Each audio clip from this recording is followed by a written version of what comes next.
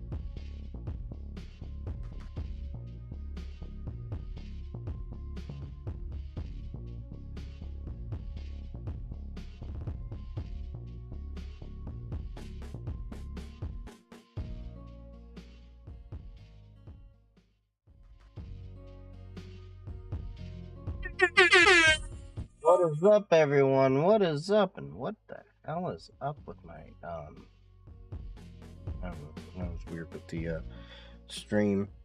Oh, how's it going, everyone? I'm amazing because I made my... Oh, did you send me a subscriber when, yeah, you subscribed while I was in the intro. Thank you for that. Appreciate ya. Oh... Can you believe that apparently I have been affiliated for 1 year? That's freaking blowing my mind. Ugh. Oh, I am on TikTok. It's just TikTok came afterwards. Because TikTok makes me have to regenerate a key every time, so I forgot to do that. Because Twitch and YouTube, you can stay static and rotate the key when you want, but TikTok has a stupid thing of, it's got to generate a new OBS key every single time, so here we are. Anyway, how's everyone's weekend going? I mean, well, it's the start of the weekend, so how's everyone's weekend starting? Sorry I missed last night's stream. I just was helping a friend move, and then I just was not feeling well afterwards, so you know how it is.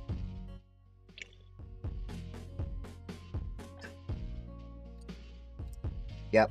And then I'm still working on some YouTube content. I didn't really get to do much today. I was working. And then I got a couple of YouTube videos in process that I'm working on. One is we're going to be talking about the further Twitter decline. Anyone aware that Twitter has officially declined 79% in value since Elon Musk acquired them? Hold up. I think we got the perfect sound for this.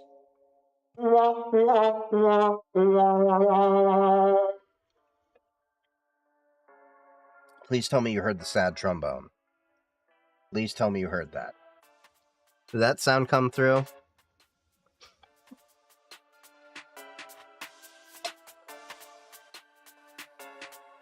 Good. I had to do some audio changes, so I wasn't sure. Do you think there's room to move sideways from an IT help desk role to cyber? Yes.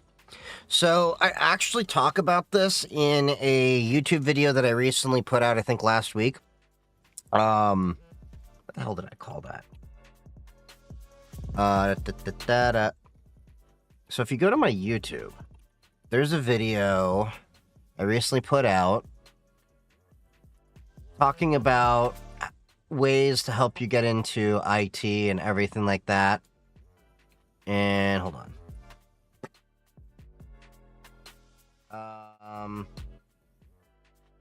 Do you need college or boot camps to get into IT and cybersecurity? God, that's so straightforward. I should have remembered that. Sorry, I am waiting for caffeine to pick up. Should have had a V8. Donk. Y'all remember those old ads. So yeah, if you watch that, I talk about that you basically want to have IT experience to move into cybersecurity. It's often very hard to break into cybersecurity without basic IT experience and knowledge. Because as much as cybersecurity should be its own entity within an institution, you can't help but understand that cybersecurity is a specialization of IT because you have to know basic concepts and how to secure them. I've seen an article about Linux malware. Linux malware is nothing new. It's harder to get malware on Linux unless you do privilege escalations and get around different ways. And there's also the whole idea of that it's not as popular, so people don't bother writing malware for them. But I'm pretty sure as it picks up, there'll be more. But most malware on Linux isn't really getting into the kernel level or taking over the computer per se. It's, well, there are rootkits and stuff like that, so can't really just say that. But it's, most of the time relating to web servers, like it's taking over Apache, Nginx, things to actually, thank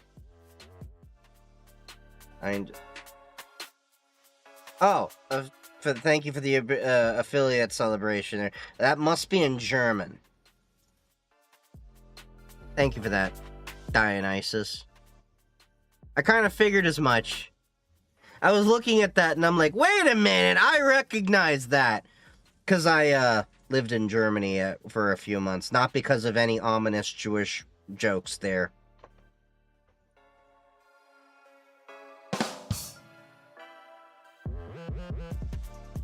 No, I recognize it because it kind of like, I was sounding it out. I'm like, wait a minute, that sounds a bit like Yiddish. So I'm like, yep, that's probably German. I actually used to live in, I was in Germany for a few months on a contract, out in Baden-Baden, as well as, I probably butchered that, bouncing between Baden-Baden and, Frankfurt.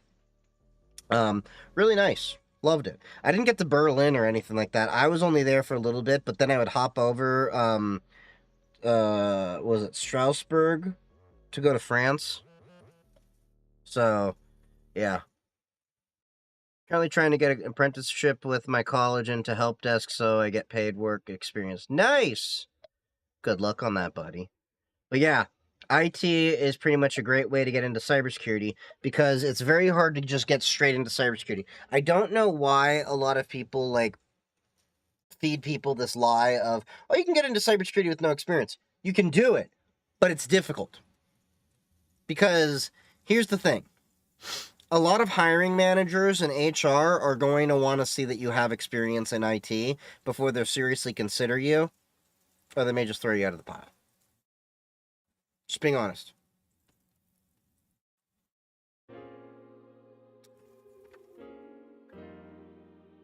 What did somebody put on my Discord?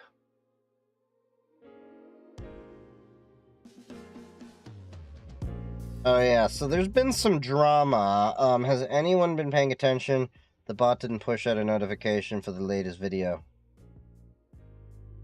It didn't?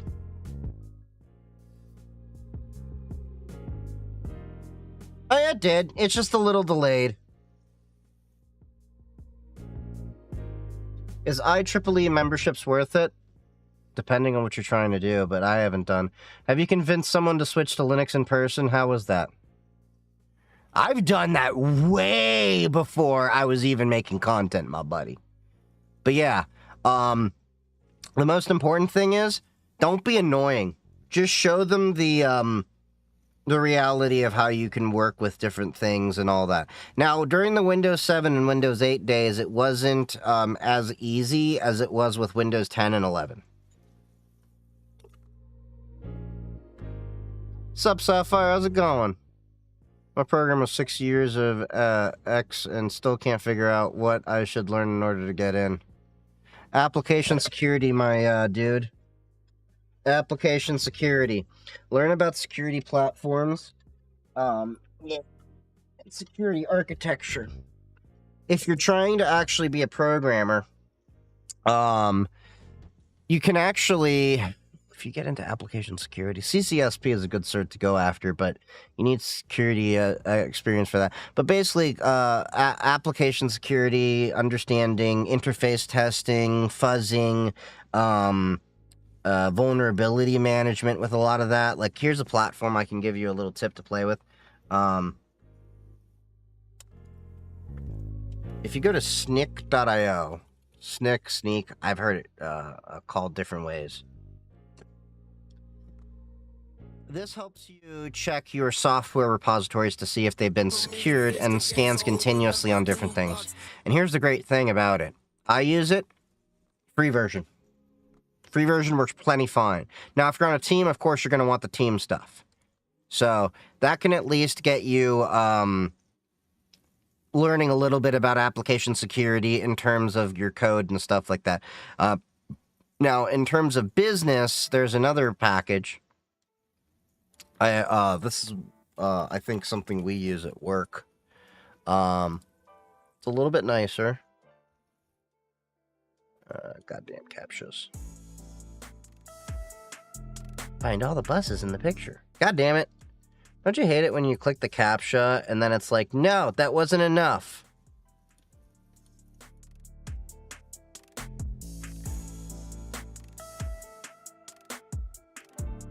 We'll talk about this a little bit here. And then speaking of coding, I want to get into talking about this Godot drama, because I don't really see myself making a dedicated video on the whole topic because there's already plenty out there. But for those of you not aware, there's been some serious drama in the game engine world, specifically an open source one. Okay, here we go. Veracode. So at the business side of things, you got Veracode, which handles application security. But Snyk will get you, started along the way. Gathering stuff for the disaster zone. Saw you live. What are you, volunteering to provide services out there? Because I know some of my buddies have been rolling trucks so that they can help them out. Get infrastructure restored and everything. It shows that just the Stop Killing Games one, but not the... Oh, you meant for that? Weird. That is handled by another bot. Me6. So, explains the abysmal views for it, which is a good video for y'all to check out if you didn't see it. Here, I'll post that YouTube notification.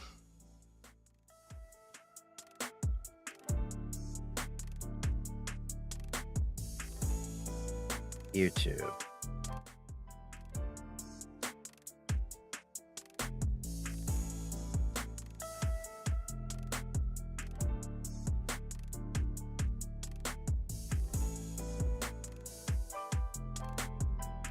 Hold on, I'm going to add a funny quip here. The bot failed,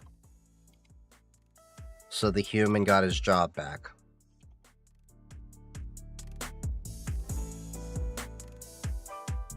Wait, no, why the hell did it... For some reason, it had my other thing in the clipboard. Alright.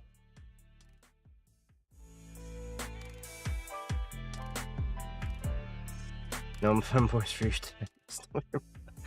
God damn, guys. Would you chill?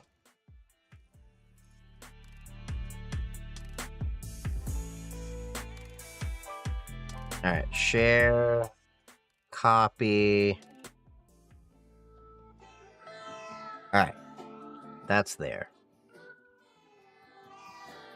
And clear the clipboard history. Should make a habit out of doing that anyway. Alright. Man, chat's hopping. Especially when you have 3 different platforms you're monitoring.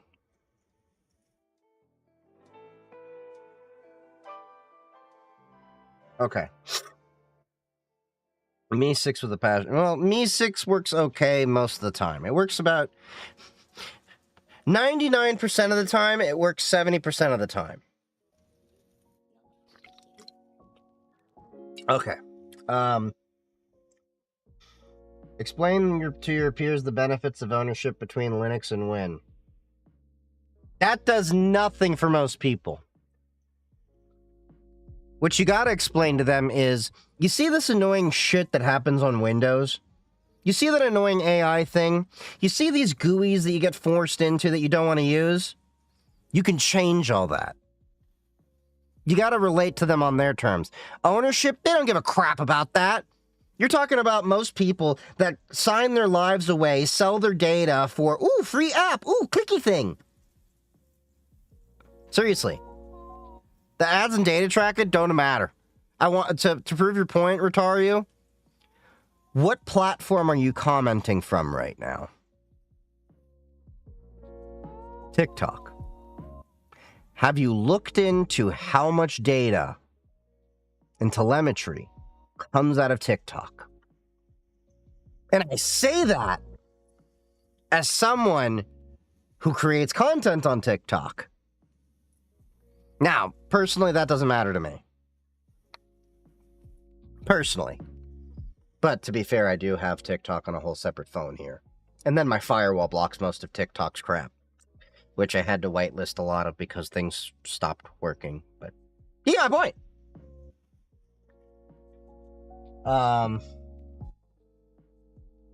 What's up, Aaron? Chief treats the channel like the redheaded stepchild's. What do you think about Wiregate? Wiregate? Do you mean WireGuard? A pretty good VPN thing, but like, was there something that happened?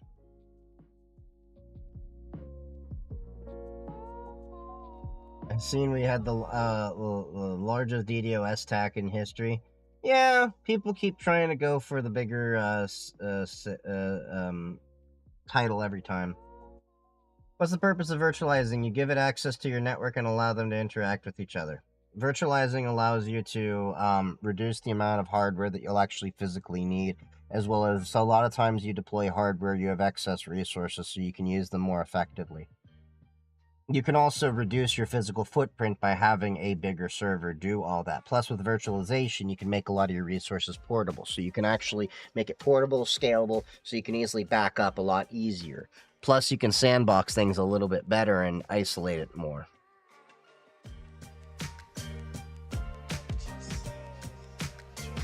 Oh, Noxus Wiregate.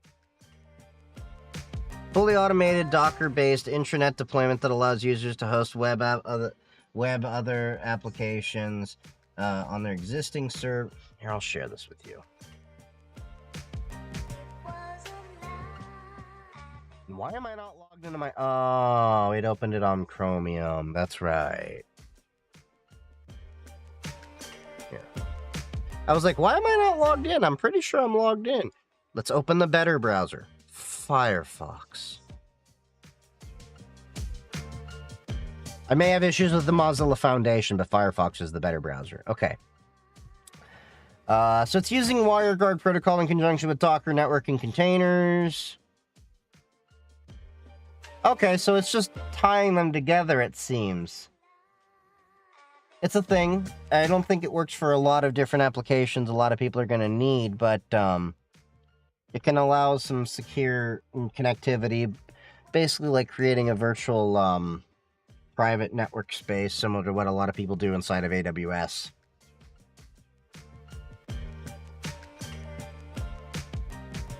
Yeah, it does seem stupid in my opinion if you have AWS things and all that, but for people that don't have, it seems a little bit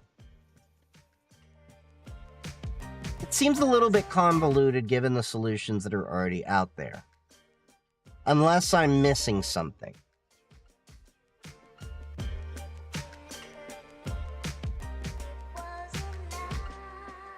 Okay, now let me open up my chat. That's my social stream ninja, so I can see all three platforms chats at the same time. Some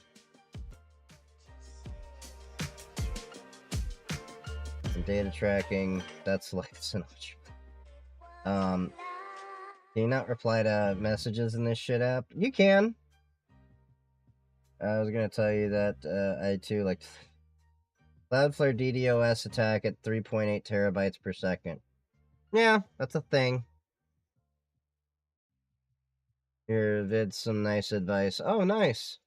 Yeah, so I'm going to be talking more about PF Sense and stuff like that over time. I'm just in this whole thing right now where I'm trying to figure out what content I want to make, um, in what order. Um,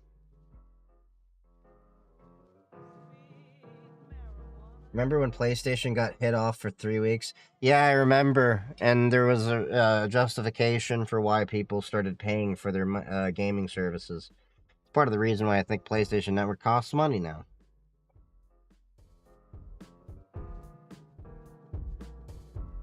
So inversely, does that imply that not using a hypervisor and is mostly for the sake of power? I'm not following what you mean by that.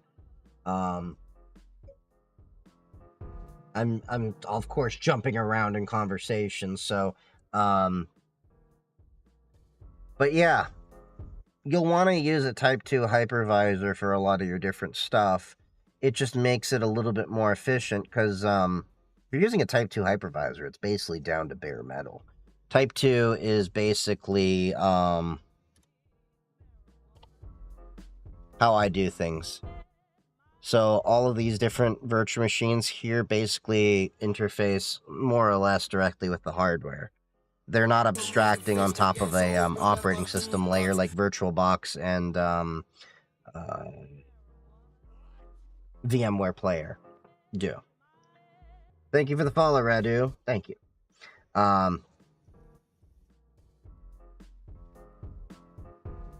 I never understood how to protect against DDoS attack without geo-blocking.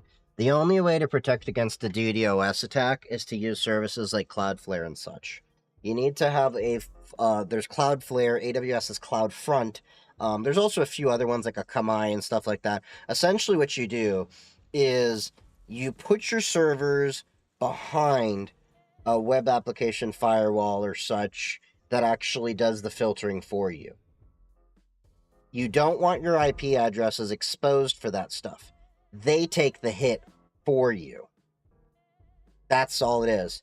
And here's the interesting thing is, all Cloudflare is, if you want to think about it in simple terms, I'm a little bit oversimplifying it, one giant load-balanced Nginx server that's forwarding data. That's basically what it is. Nginx, the same thing hosting the web servers and stuff like that. What can I tell you about DMZ? Well, it's been a thing between North Korea and South Korea for many years. I'm joking.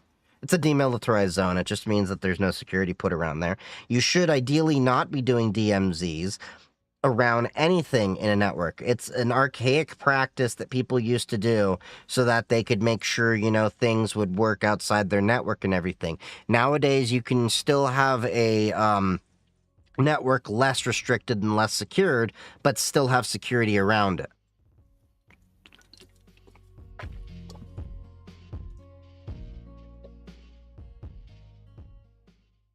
What are your thoughts on Unify? I think they're great for small business and small, medium. I wouldn't do them more than a small to medium enterprise. I have Unify in my network, but I wouldn't throw them in proper enterprise stuff.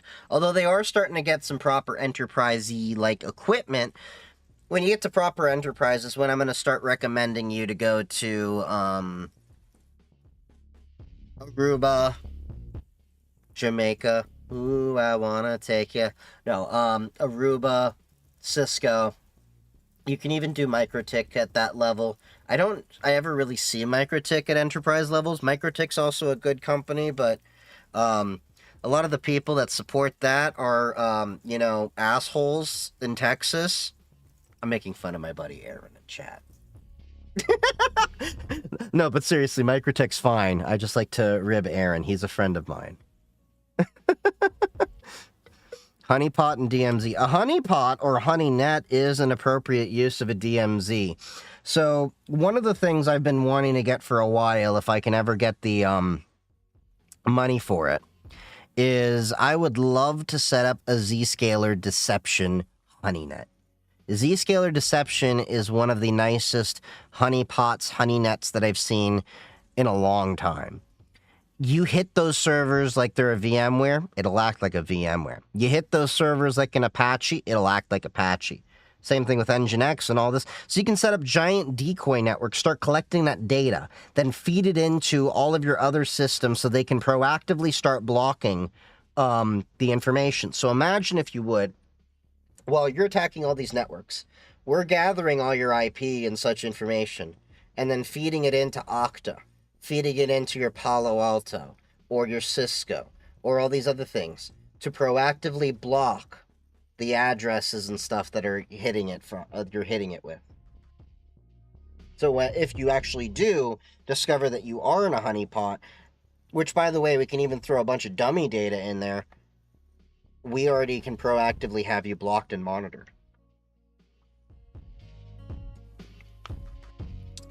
Zima board's pretty nice. I haven't played with them myself. What part of InfoSec are you working in? Mostly on the blue team side. Eventually, I want to get, eventually, I'd like to get down the road and do my OSCP and train for that. But I just got so many things on my plate, and I kind of am still burned out after the CISSP. I'm not in for a 24-hour proctored exam with 6 or 7 months of training. Is Raspberry Pi overrated or underrated? They're overrated at this point. Don't get me wrong. They are still great in terms of the compatibility that you can get for them. But there's so many other boards out there right now. I recommend RK3399. Was it the RK33 or 3588? No, my OCP. It's not worth it. It's more about at least just proving the entry level. I mean, there's always better. Yeah, OSCP is still the most recognized. That's the reason why I would get it. There's always going to be different ones out there. Like, here's the thing. Technically speaking, I would, and I talked about this a little bit in my video, talking about, do you really need college or a boot camp to get into IT or cybersecurity? The GYAC cert is a little bit more in depth than the CISSP, but the CISSP is more well known than the GYAC. I would like to get GYAC, but more HR is going to be familiar with CISSP. Would you want a cert, a firewall cert? So that's where I talk about vendor-specific certs in that same video. Firewall certs are vendor-specific, and they tend to be more expensive because they're pricing it thinking that your employer is going to pay for them. And they can get specific to WatchGuard, to Cisco, to Juniper, to Palo Alto. So I would only get recommend getting a firewall cert if your employer's paying for it.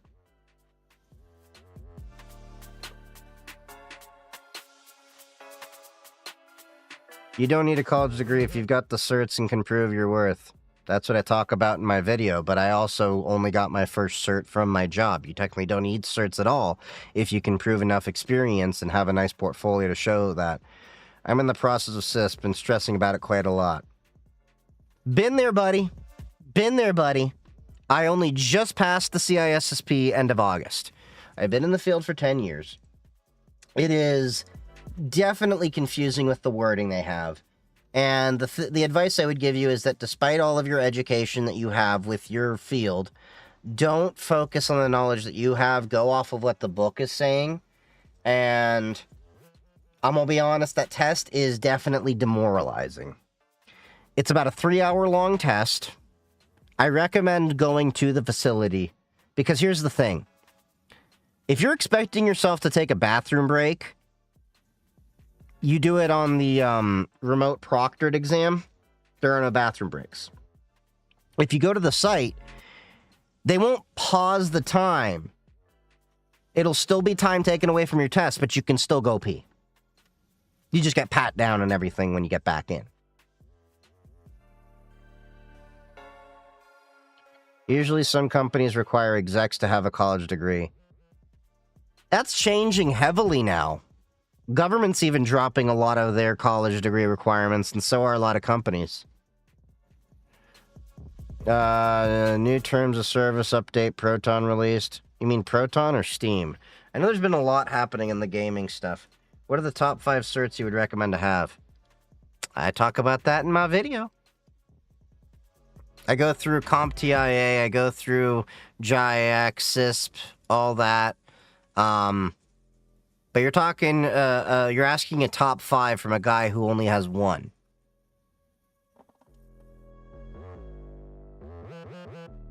I'm so bothered by how little some of these certs teach new users. They're not supposed to teach you. They're supposed to show a baseline level of knowledge. Yeah, Pearson VUE and all those other exam centers, they pat you down and they take it seriously. Like, they inspected my glasses to make sure there weren't cameras, checked behind my ears to make sure there weren't, like, monitors and stuff like that. Just got my A+, should I get my CCNA next? Are you planning on working with Cisco networking gear? That's the honest question.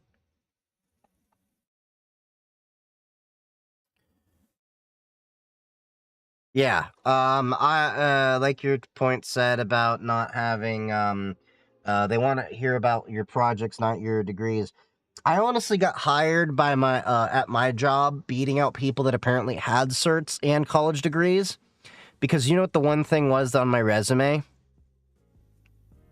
A GitHub project I started myself, where I actually got to showcase, I actually learned Python to make a way to call APIs. That Twitch and Toot bot that you see me post to Mastodon, that's running off a Raspberry Pi, that was one of the things that really helped me get my job. No joke. My manager says my resume, compared to a lot of the others, was crap. But it was all the other extra things that I did.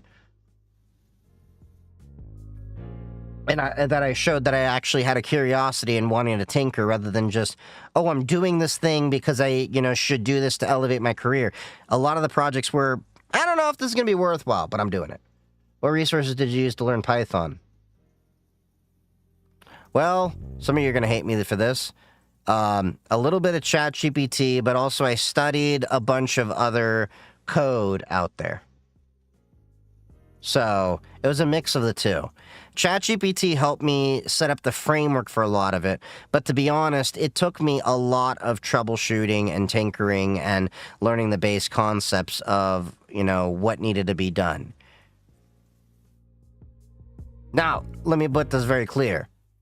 It helped me put the framework together so I could learn a lot of the concepts. You're going to learn more from bad code than you will from good code. Trust me. Yeah, exactly. You prompt it so that you can learn from it. I learned Java from Minecraft modding YouTube tutorials years back. Yeah, I learned Linux system administration from running Tribes 2 servers.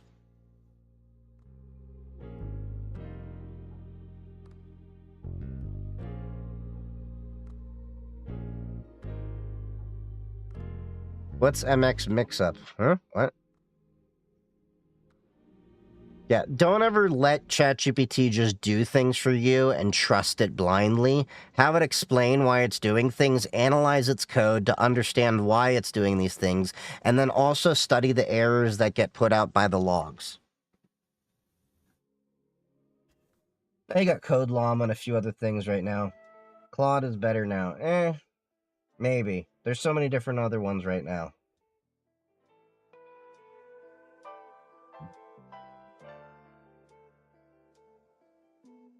So get Neuralink after getting certs from the book. Yeah, isn't Network Plus a little bit more vendor agnostic than CCNA? So I would really recommend for a lot of people that aren't sure what vendor you want to hone in on for your projects to go with vendor agnostic certifications. Oh, I have a business email and there's an MX mix-up and it won't send emails? Okay. If you're using Office 365, it should tell you what the MX record should be. Same with Google Workspace. Make sure those are one-to-one. And if you're using something like Cloudflare, you shouldn't be proxying the CNAMEs. Cisco Packet Tracer is a good tool to have to tinker with. Yep, I agree with that. It's free. It's free. Cisco Packet Tracer. The other one that I also recommend in my video, a lot of these are actually talked about in that video that I mentioned earlier. Because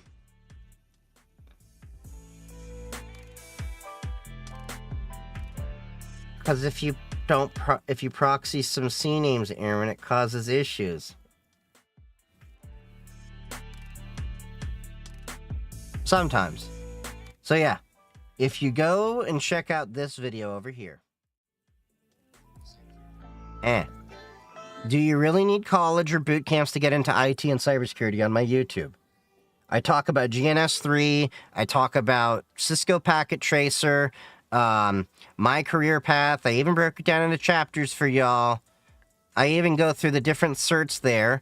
Some of them like CompTIA, ISC squared, OSCP, technical vendor certs, virtual labs. Talk about Parrot CTFs.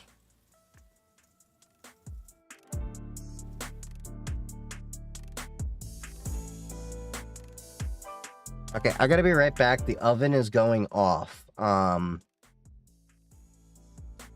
there's something in the oven. I will be right back. Where's the button? Alright, be right back.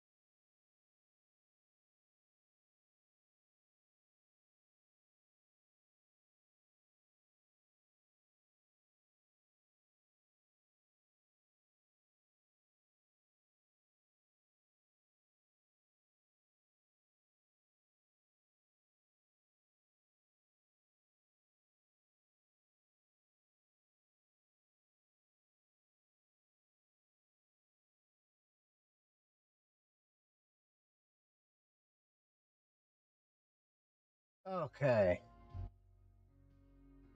I'm back. What's his name on YouTube? My YouTube is the same name.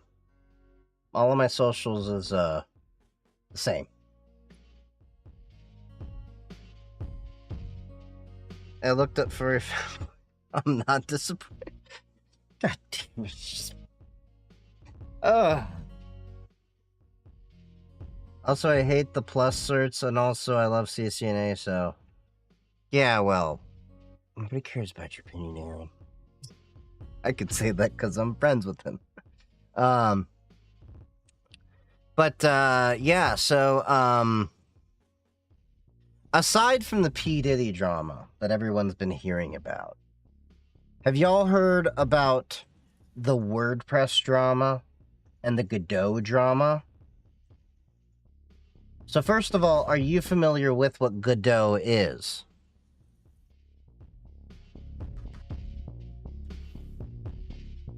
Okay, so y'all know what WordPress is, I'm pretty sure. Okay, Godot is an open-sourced engine, game engine. So we're all familiar pretty much with Unity just kind of crapped themselves and like had that whole pricing model that was BS that a lot of people got pissed off at. So Godot is a gaming engine that became popular out of the fallout from the Unity engine BS with how they were trying to monetize it in a really jacked up way, okay? Anyway, Godot got themselves in a huge pickle with some drama that was completely unnecessary. And I've been watching this for some updates and everything like that going on, because genuinely, how does this affect game developers? So, I got a video we can watch to kind of catch y'all up on it. I bookmarked it. There's quite a few people covering this, and the information is changing all the time. But the long and short of it is,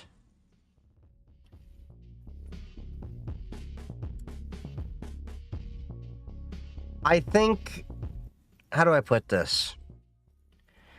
When you get into politics as technology, you should be careful where you wade into this.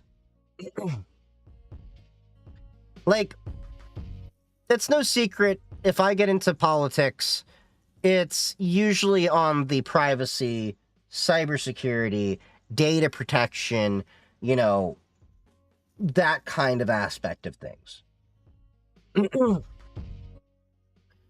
And this goes to the same thing for a lot of businesses. I think a lot of businesses shouldn't even really get involved in politics. If you want to get involved in politics, by all means. But I think it's a very tricky business for open source projects, especially, to wade in politics, especially given the politics of open source. Yeah, stay out of that because the drama brings. Exactly. Exactly. You go into my Discord server, which, by the way, you're all welcome to come into. My general rules amount to be excellent to each other. There's actually a reason why political discourse is disincentivized inside my Discord. And you kind of see me speak about many things in roundabout ways. And it should be no secret, I'm really not a fan of politics in general. I think I've had the statement where I believe the worst people are the people that want to actually gain power. It always seems like the people that want to have the most amount of power are the worst people.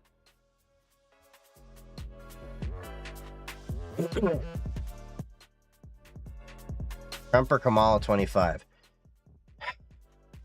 How about nobody for president 2025? And that's not a comment on, yay, anarchy. That's a comment on everyone sucks.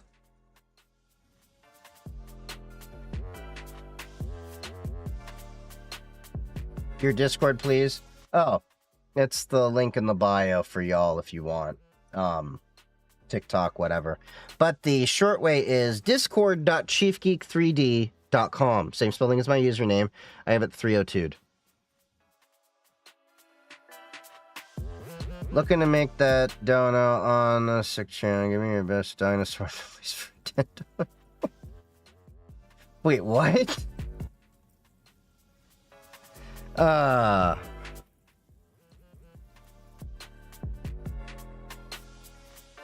You got me in the checkmate. I don't want to come back to that.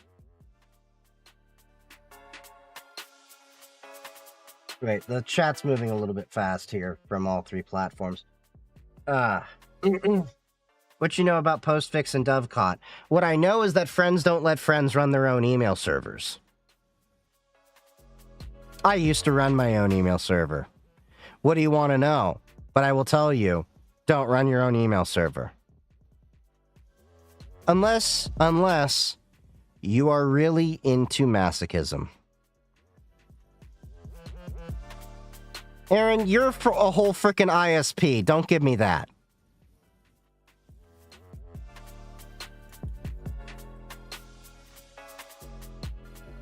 Will you move to the Netherlands if Trump gets a second term? Hell no.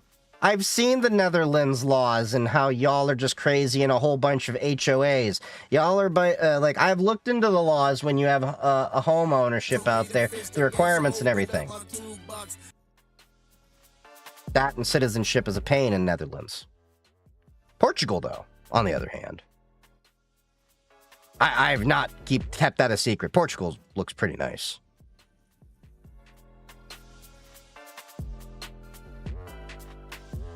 HOA, Homeowners Association. Y'all have really, really weird, convoluted laws in the Netherlands on requirements for... So I was actually looking into this because one thing I've always wanted to do, because I'm a Midwesterner, we like our land, we like farming shit. I want to get land to farm on. Netherlands has some of the most convoluted laws on the requirements of what I have to have on the land at certain amounts of things planted and, you know, what I can and can't. It's too many laws, too many rules. No wonder your farmers in many parts of Europe are pissed off. Like, things that don't make sense. Like, I'm okay with, like, yeah, you have a little bit here and all that. I've studied it, my dude. It's not worthwhile for me. And plus, the citizenship opportunities are basically null unless I want to forego my American citizenship, which I still want to keep. Portuguese, on the other hand, has some easier routes. There's a few other nations inside of the European Union. Yeah, that's the problem. It's all reclaimed water. My dude, do you know what a lot of the Midwest is? Formerly swampland.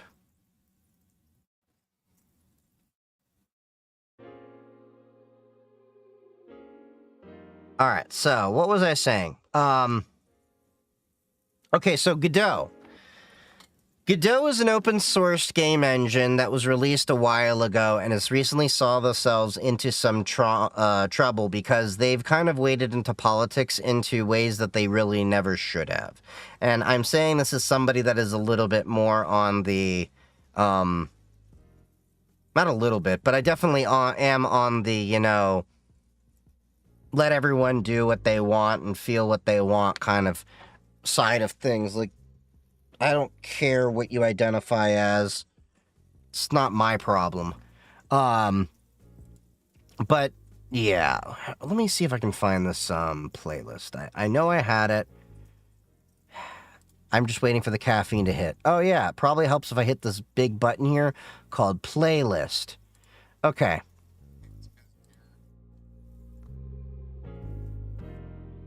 So, long story short, and we'll get into this video that I saw.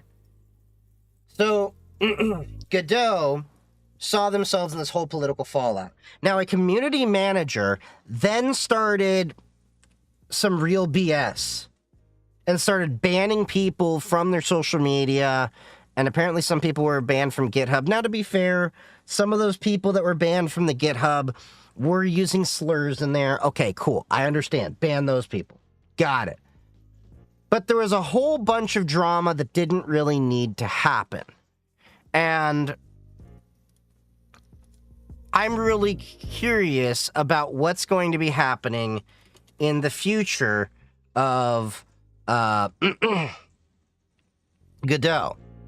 Especially since there's a new fork of Godot now called Redo, which is kind of trying to remove itself from the political BS that started the whole thing. Now, Redo then got a bunch of hate from the Godot community. Now, here's the thing. I'm an open source guy. I have a freaking penguin as my logo. The Tux Penguin. Forks happen all the time because there are differences in different communities and directions they want to take things across. Don't get pissed off because they want to do it.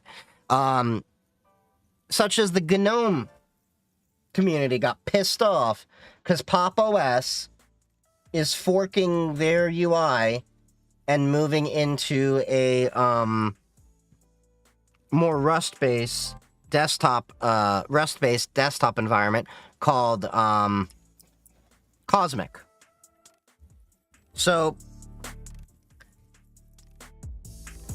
that's one thing that, happens all the time. Now, there's some back and forth on the whole GNOME Cosmic thing on, they're not really helpful, but to System 76's defense, GNOME wasn't all that helpful, and they were kind of being a little bit toxic from what it looked like in some leaked messages towards System 76's attempts to do things. There's some back and forth there, but neither here nor there. So, if you look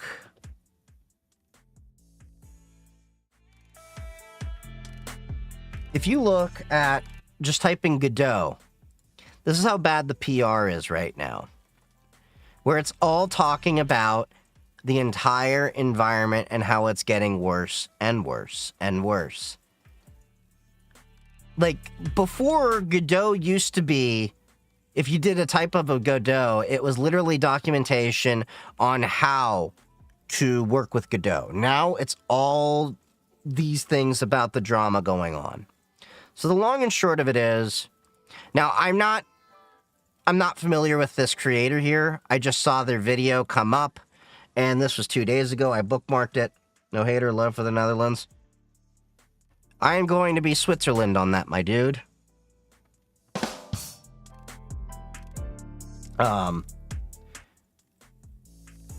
So this was a couple days ago. Now, apparently there's been some development since, but, yeah, let's go into this video here.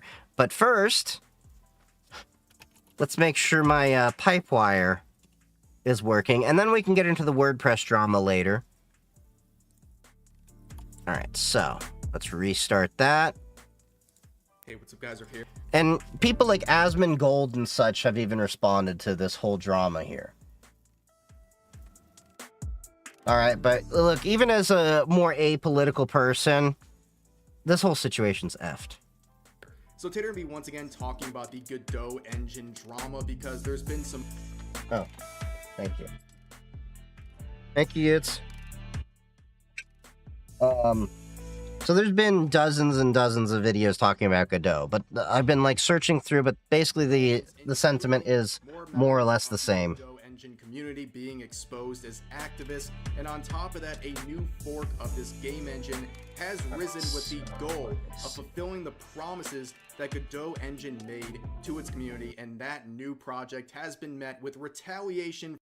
So the promises are basically, that they want to create an entire game engine to move away from the Unity and other paid-for models, which is a noble one. Now, of course, there are some issues with the game engine itself, too. But, politics, man. It ruins everything. Is that a femboy on screen? No! Members, it's a dude in a VTuber thing. Community. Now, with Godot and a lot of other forums, whether it's... I like this meme here. I'm a developer, be honest. I make game engines, be honest. I'm a political activist, thank you. And that basically right there sums up the problem. You can be a developer, you can be an activist, but when you blend the two, it becomes a problem. So I really think that in many cases, you should take your political activism and limit it to the related category of the topic you're discussing. For example, Signal. The Signal Foundation that oversees Signal, the encrypted end-to-end communications app. They lobby, and they are activists for privacy, encryption, and they harp on any laws that happen to be ruining that or support them. That's a good example of you can be a political activist and a developer. Where you shouldn't be getting involved in is anything that, gets a little bit further. So, like, once you get down the road of identity politics, things like that, that's where things start to get really hairy. So, like, for example, if Godot was a political activist in the sense of, hey, we want to make game competition more fair. We want to have laws to support developing games. That would totally make sense with me. But if they start endorsing Kamala Harris, or Donald Trump, that's where you start to lose me. Regardless of what your opinion is of either one of them. That is where it doesn't make sense to me.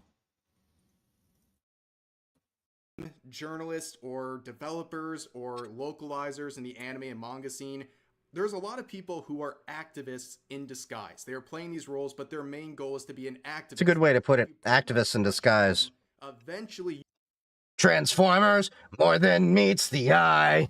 Sorry, I had to. Squeeze out their true agenda, and that's what happened with Godot Engine a few days ago. If you want the full background of what happened, you can see this video of mine from a few days ago. I'll put a link to it in the description. But to sum up this video in the background, Yeah, still happy as bony. Godot Engine comes out with this tweet basically embracing wokeism and saying that they're... This is what I'm talking about. They, like, I get where they were coming at, like, we're embracing wokeism. Okay, cool. Make those memes in private, keep them in private. But the second you start, like, getting your political activism that isn't related to the topic that you're developing the software for bleeding out, it becomes a problem. Because here's the reality. Not everyone that is working on your project, donating to your project, is going to agree with you. All you need is people that agree with you on that subject. Here's the thing. I've got plenty of friends across all different sorts of political spectrums. We don't agree on everything. We do agree on some things. And those some things we will work together on. But then other things, totally understand. May not see eye to eye. To be a woke game engine, and that's met with a lot of criticism. And this is the community manager who made the tweet, who has been causing a whole lot of issues we'll get into later in this video. And on top Hold on. I just want to back up for a sec. Can I just say, as someone who is bi, I get annoyed myself when people, like, say stuff like this, like, obnoxiously queer. Okay? That does annoy me. Like, let me put it this way. I think one's sexuality is kind of like a, that's cool. You want a cookie, bro? Like, it shouldn't really matter. Who cares? At certain levels, you're just doing that to really just create issues, in my personal opinion. Now, I understand. Some people want to take away certain rights and things like that. I can understand that argument. Believe me, been there. But this just seems like you're just purposely going out to troll from that point of view. The tweet, who has been causing a whole lot of issues we'll get into later in this video. And on top of that, their response to criticism of that post was to simply block everyone. Every single person who provided any criticism of their tweet, including some major financial backers of the game engine. And in response to that, we had... That goes to what I was saying. You have major financial backers. You don't bite the hand that feeds. You apparently also don't bite into a bone. Damn, that hurt. Issues with the moderators of the related Discord server, this Xananax individual who was caught saying a bunch of slurs and other things. But on top of that, their response to criticism of this recent tweet from Godot Engine was to call these critics vermin, cockroaches, and other disparaging That ain't cool to say about anyone. Things. And of course, people got very upset about that. And eventually the Godot Foundation would make this quote-unquote apology, where they would basically say they're the victims in this situation and that they are the ones facing a harassment campaign, and they basically say everyone criticizes them are bad people, essentially.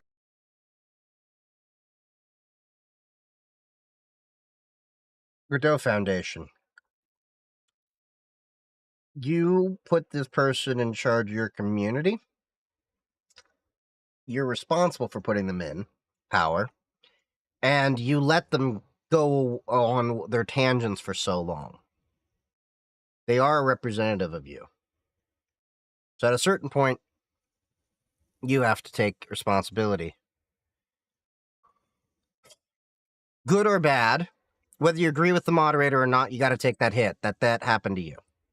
And that's where we left things off with the Godot engine situation. Now we have a lot of updates regarding this situation, some more people in that community getting exposed as activists, and also a very interesting alternative that has risen to fulfill the original goals of Godot engine. So right off the bat, the backlash has been insane. Don't get it twisted. It's not just gamers and people on the outside who are upset about what they're seeing and criticizing it. It's also people in the gaming industry who are using this engine and now a very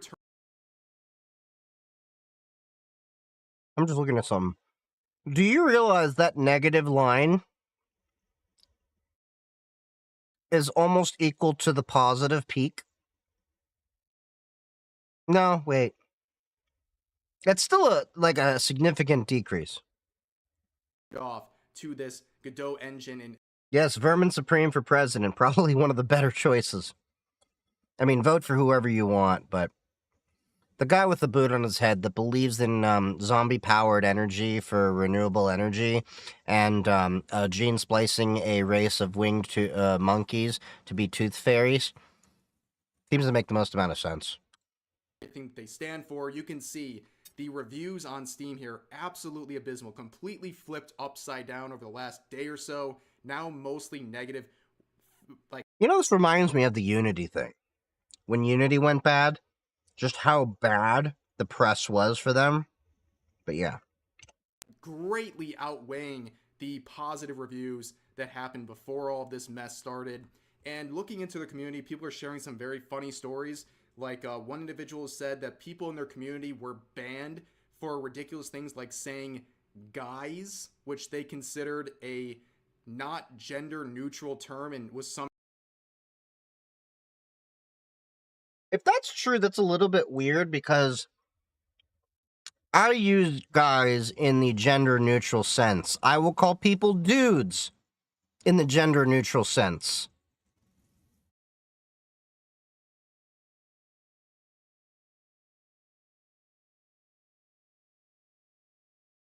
Offensive enough to get them banished from the community. And on top of that, some people have been dredging up some previous posts from the creator of Godot Engine, labeling it a communist manifesto. And I think that phrase is a pretty accurate one when we see the post. But did somebody really say that? Hold up. Huh. Manifesto, and I think that phrase is a pretty accurate one. They really did. See the post, but here is the creator Juan Linietsky, who has basically gone into hiding while this whole situation is unfolded. For a second you feel kind of bad because these are people that are causing trouble for him and Godot Engine, like the community manager and the moderators.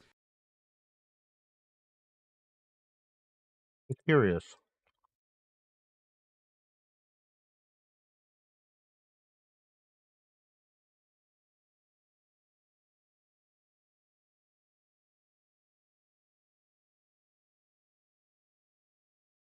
Still on Mastodon.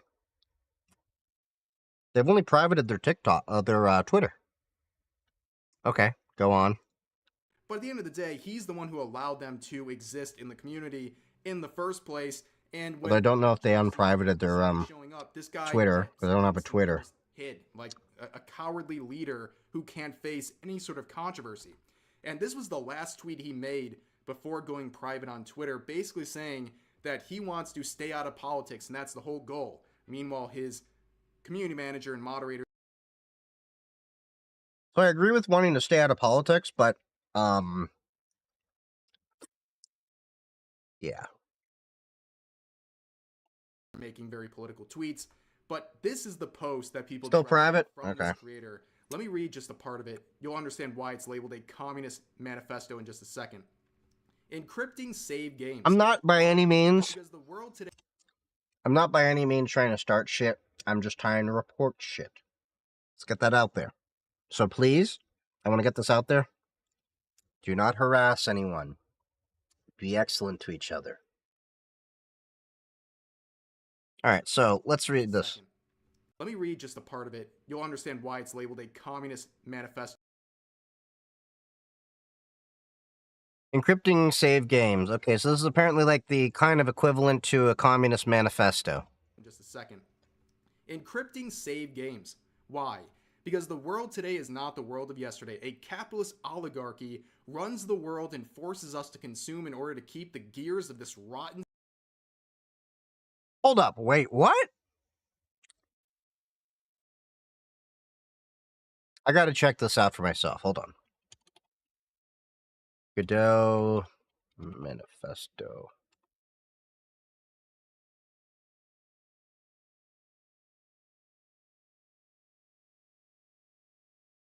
So where was this? I gotta, like, prove this. Okay. Godot, encrypting save games.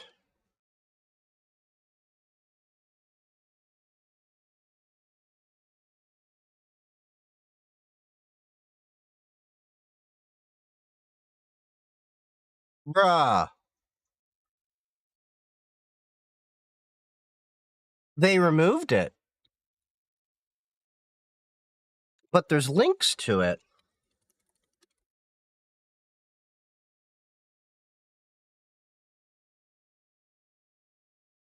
Checking this.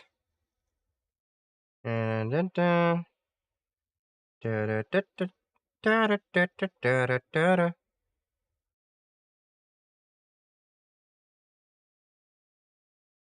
Okay. It's been referenced several times. Look, I gotta do my due diligence here. Okay. It did exist. So they removed it after the fact. After it was getting negative publicity. Interesting.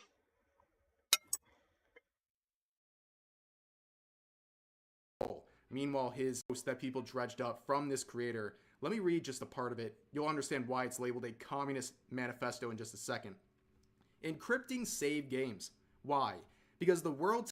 Damn it, my camera is being a dickbag. There we go. Why are you tracking me? I didn't tell you to track me. You are not the NSA. Hi, Steve. Is not the world of yesterday. A capitalist oligarchy runs the world and forces us to consume in order to keep the gears of this rotten society on track. As such, the biggest market for video game consumption today is the mobile one. Bro, he ain't making that up. That is literally here. What the? It is a market of poor. What business does this have to be in a game engine documentation?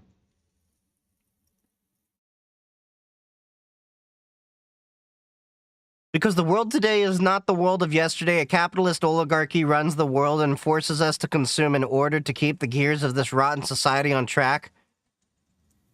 What business does this little thing... This has no business whatsoever to be in game engine documentation, in my opinion. Because what business does politics have to do with a game engine? Does capitalism suck? Most days. Souls forced to compulsively consume digital content in order to forget the misery of their everyday life, commute, or just any other brief free moment they have. Are they trying to write a DOS copy towel of game programming? They are not using to produce goods or services for the ruling class. And then the Intro 101 class at the Liberal Arts College stood up and applauded. Like, this is literally so ridiculous. This is something you would expect from, like, a 14-year-old LARPing as a communist on Twitter. I'm gonna have to agree with that summation there. Like a 14-year-old LARPing on Twitter. But in my opinion, this whole thing has no... This part right here has no business whatsoever being in game documentation. This is literally part of the documentation here. Okay. Yeah. Anyway. With 50 mental illnesses listed in their bio. Not someone who is a creator of a game engine. This is a ridiculous post and expose this person as being political when they say over and over again, I'm not political. Well, here's their politics, and they're quite unhinged. Yeah. Moving forward, I apologize. I wasn't able to get the screenshot of the tweet from this account before. Look, people are allowed to believe whatever they want. I'm not going to dispute that. But, this has no place being in documentation for a project. Open source, business, or otherwise.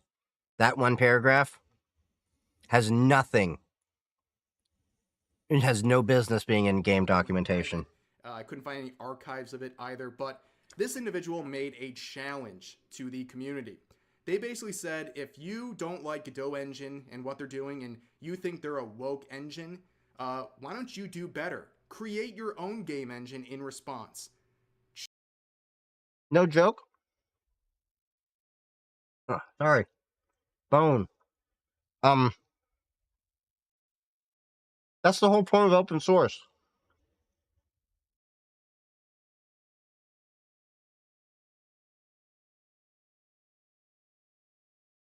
If you don't like something with the project, you open source it. You're open sourced, fork it, do your own spin on it, move on. Maybe it will get support, maybe it won't. Challenge accepted, because a lot of people wanted to prove they could do just that and better than Godot Engine, and this gave birth to Redo Engine.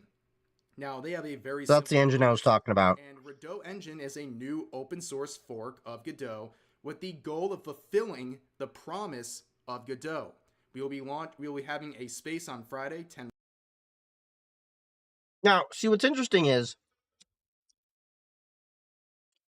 this, being a fork, can still take advantage of the upstream code. And let me check. What's the Godot licensing terms? All right, Godot.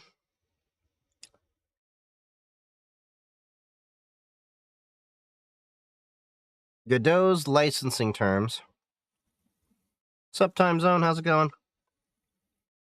Sorry, I didn't mean to ignore you. I forget the window has to be active to see things.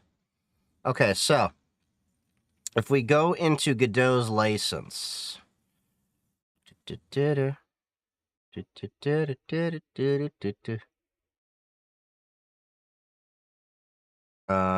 License.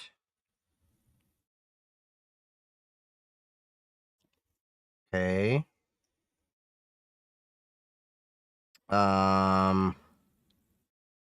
Copyright?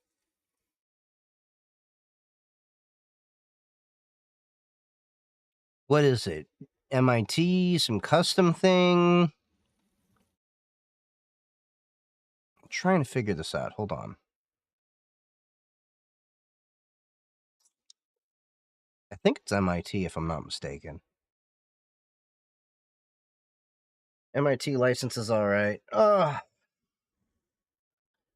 Yeah, I mean, it's all right. I'm just trying to see what license Godot is under. Because we're trying to get into the drama that they had.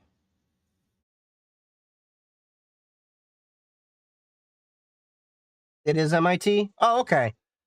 So yeah, if it's MIT, then hold on. What does the FSF say about that? The MIT license.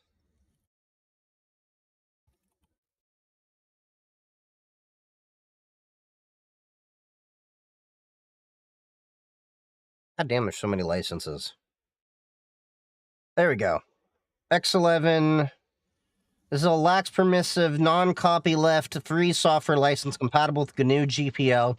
Older versions of X386 use the lane, blah, blah, blah. Some people call this the MIT license.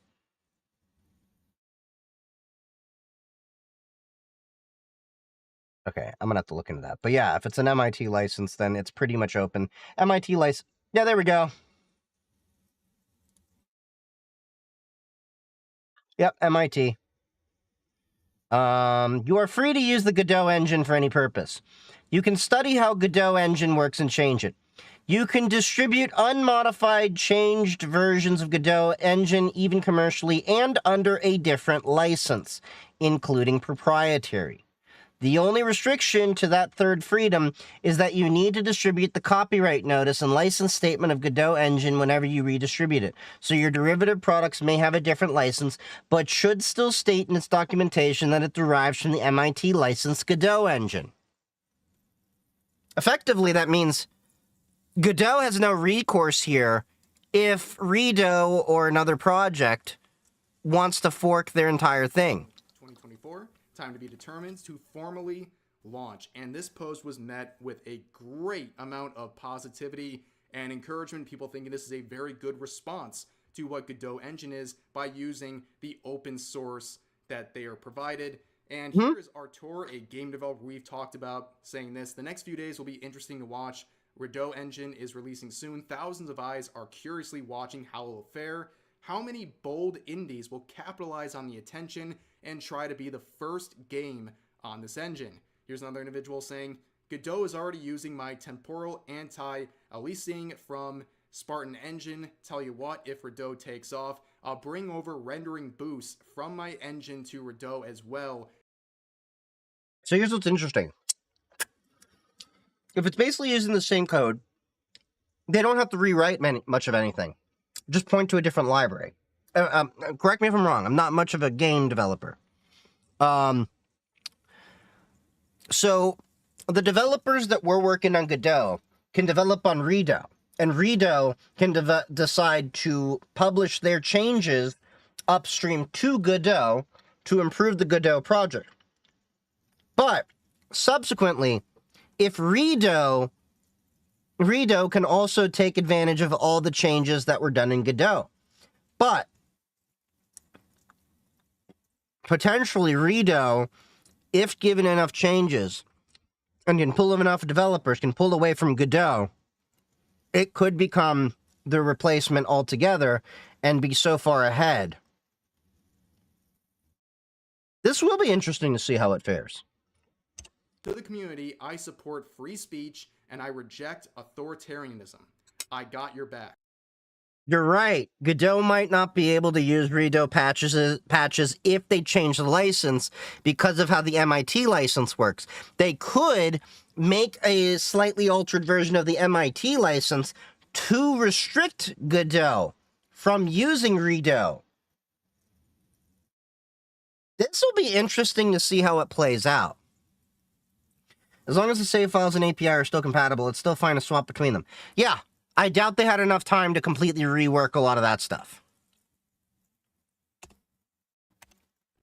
So right now, Godot is off to a blazing start. Over 10,000 followers already, getting the support of many people in the gaming industry. Things are looking great. What's going to... Okay, let's get this very straight here. Followers on Twitter don't mean shit. I want to see your GitHub. Okay, so we've got Godot. Is it GEDO? No, that's G-Dot. Okay, so we've got the Godot engine here. And we've got the Redo over here. Is this it? No, that's not it. Oh, do they not have the, Oh, they don't have it, up, do they?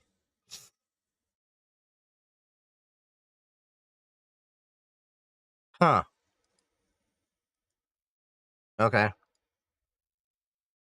happen next? Retaliation from those still sticking with the Godot engine community. Redo engine. Okay. Let's try that.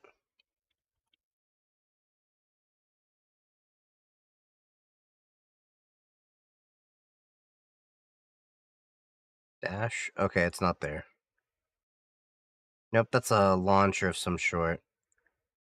This is the website. That's the Redo engine website. Okay, so they don't really have much in the way of a GitHub. So I'm going to have to check back in to see the developers. Because basically what I'm trying to see is, let me close that. I'm trying to see the amount of people starring it and forking it. So how you determine a project's popularity is by how many people are watching it, forking it, and starring it. Starring is you just favorite it. Like, I got a bunch of these. So, you know, you can see my stars in here. In fact, on my Mastodon, normally when I star things, it goes into my, when I start things on GitHub, it goes to my Mastodon, but I have to update the API key for that kind of stuff. But I have some updates to do with my software. Oh, is that where it is? All right, let me grab that. So let's remember the Godot engine's been around for a while. Okay, here we are. 2.9 thousand stars, 99 forks. That's got some substantial, love. Now, of course, a lot of these commits that they're going to have to be doing in the future is they're going to have to replace a lot of the documentation where it mentions GitHub. A lot of this is still referring to Godot engine, as you can see. So that'll be interesting to see how it fares. But 2.9 thousand stars off a project that's not even a full week. That's pretty significant, to say the least. The people who are activists are very upset about this.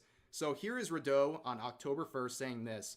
Hello everyone, we just want to give a short update on the situation. Our Discord had to pause joins temporarily because we had a massive influx of bad actors and trolls who are posting things that could potentially harm our community. Devs are working and vetting volunteers. I'm sorry, but that's really petty behavior.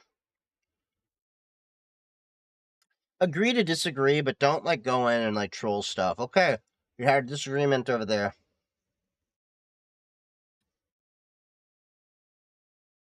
That's not really, cool. We knew that when this blew up, that a lot of people would naysay and hyperfixate on every little thing that happens. They want us to fail. We have not formally launched the project that happens this Friday. We are working to get a build ready for that. So they officially launched it today. That explains why okay. So wait! Is the GitHub only a day old? If this GitHub is only a day old, that's significant that there's that many stars and everything. Now here's what I'm curious about.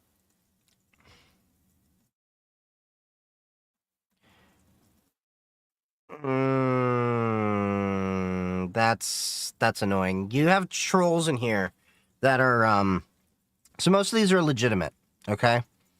These issues here. This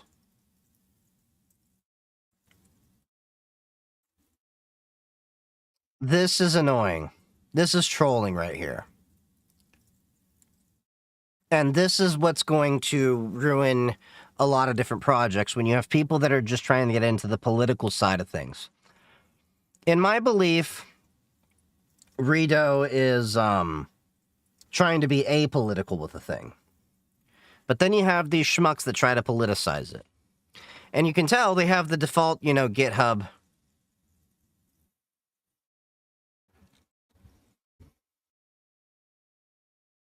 Well, thank God somebody labeled this as valid and locked it as spam.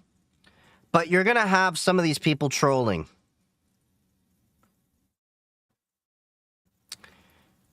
So, yeah. I had to check that. I was like, wait a minute. Oh, 3 days old. Okay, so 2.9 thousand stars, 99 forks in 3 days.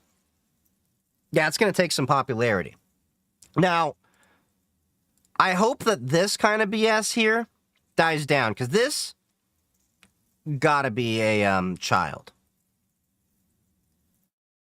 Or at least someone with the brain of The them. most predictable response is a bunch of people from the Godot engine community lashing out, acting like a bunch of spurgs, and honestly, in a weird way, kind of helping them with their The hell's a spurg? They decided to do all this stuff impulsively the second they could.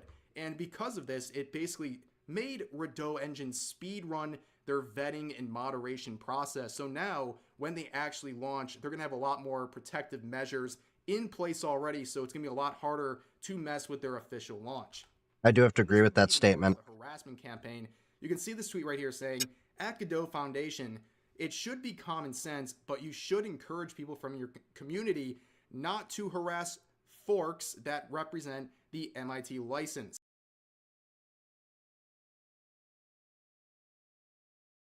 Wait a minute. I have to see this. There's got to be some other closed issues.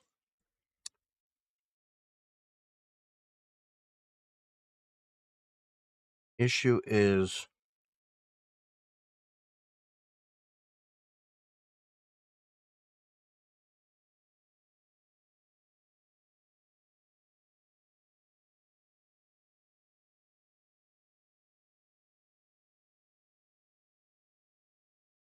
Jesus. See, this is what I'm talking about.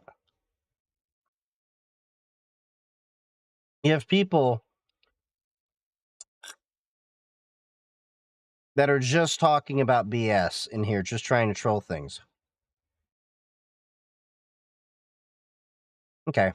Shade polygon normals. Okay. That's a legitimate one. But, like, why is she 8? She equals Anaka, 8 equals burgers. This is the same dude that made that other thing. You see what I mean? This is just wasting everyone's time. And these are people that have no interest whatsoever in... Yeah, these kind of things make Godot look a little worse. Can I turn up what a little bit?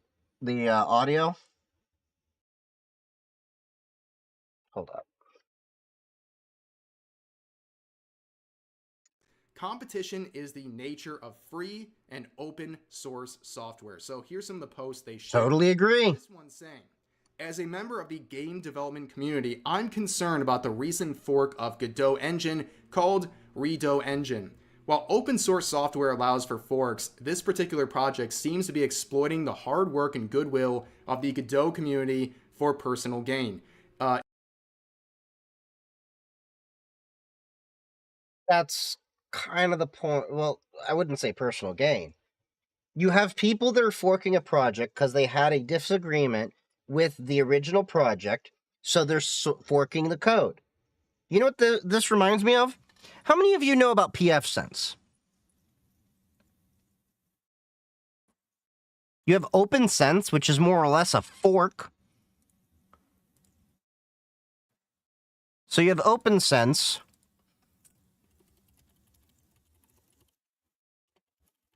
Hold on, let me see if I can do this. So OpenSense, for those of you not aware, is a fork. Let me see if I can get a better thing. Here we go. OpenSense is a fork of pfSense because they had a philosophical disagreement with how pfSense was run. Yeah, it's based off of BSD. This is similar in nature to the Godot argument.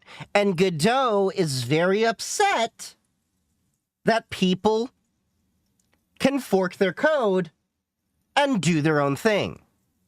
Do you know what essentially is happening right now?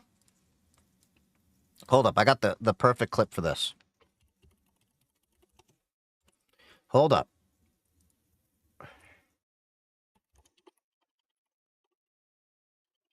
Hold up, hold up.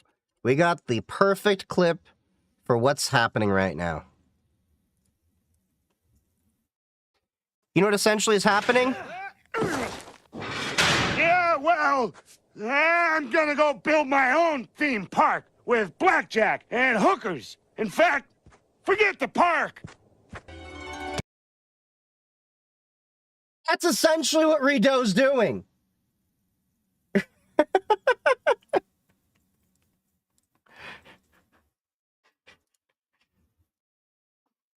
And they're upset that they're getting a following off of this.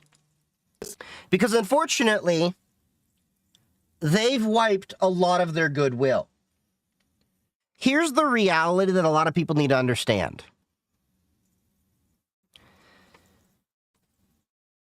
The mainstream is where most of the people are. They're in the middle. They're neither way on the left nor way on the right. When you start going into this extreme side of things, you start even having a lot of people who are in the mainstream in the middle go,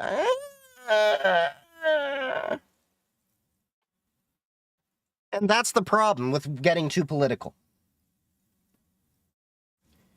They strayed away from where you can comfortably be political to your open source project.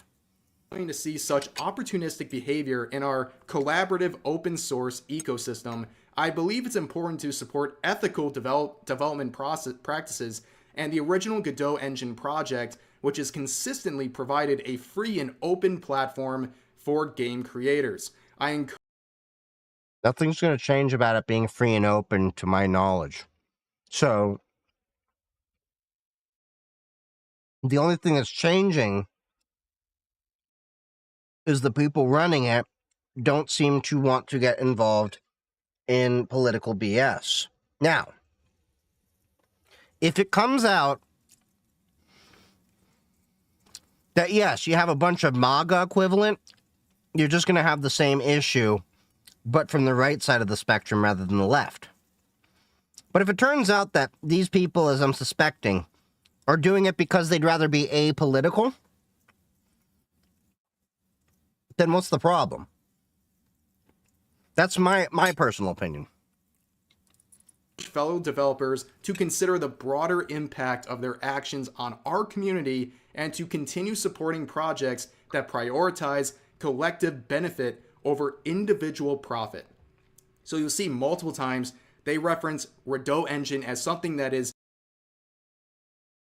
So here's the problem with that.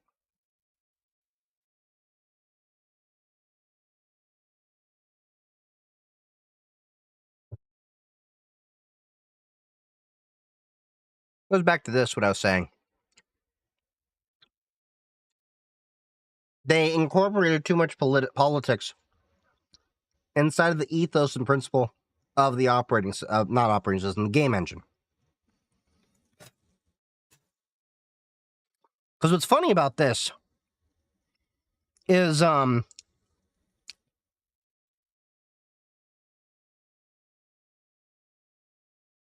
do I put this in words? The Linux kernel itself was never politicized. You had other people saying, like, oh, it's a communist thing. And then you had other people also saying, no, it's an extreme libertarian thing. And that's not me saying that. The libertarian argument came from Eric S. Raymond, who coined the term open source. Yes, I know there's a lot of other issues around Eric S. Raymond. We're not going to get into that. But I'm just trying to point out, politics really doesn't have a place here. People can make comments about how software can be political, but I don't think the software itself should be political. Because when you look at software, there's nothing stopping the Godot engine. All right, let me put this into an extreme position here. There's nothing stopping this from little mustache aficionados from using this software. The Godot one straight off. Let's get that straight. There for individual gain and individual profit, which is a ridiculous claim because right now there is no monetization. I like that Adolf for Godot engine. It is you can't give them money even if you wanted to. There is no means to give them money. They haven't even set that up yet. They're waiting until the official launch. So right now, Godot has not taken in any way to have money gain through this attempt. But at the same time, Godot has bitten the hand that feeds and has blocked a lot of people who were donors to the Godot Foundation. So, and on top of that, you can see they're talking about things like supporting ethical development practices and also telling developers to consider the broader impact of their actions, which is so ironic given what happened with Godot Engine, because they ignored the broader impact of their what did I say? actions. You have a community manager who is That's the definition of irony. essentially making these divisive tweets that are damaging their own game engine and fracturing their own community. Now, here's another post saying, anyone who associates with this project is mentally deficient, which is the biggest projection I've ever seen based on the people we've seen.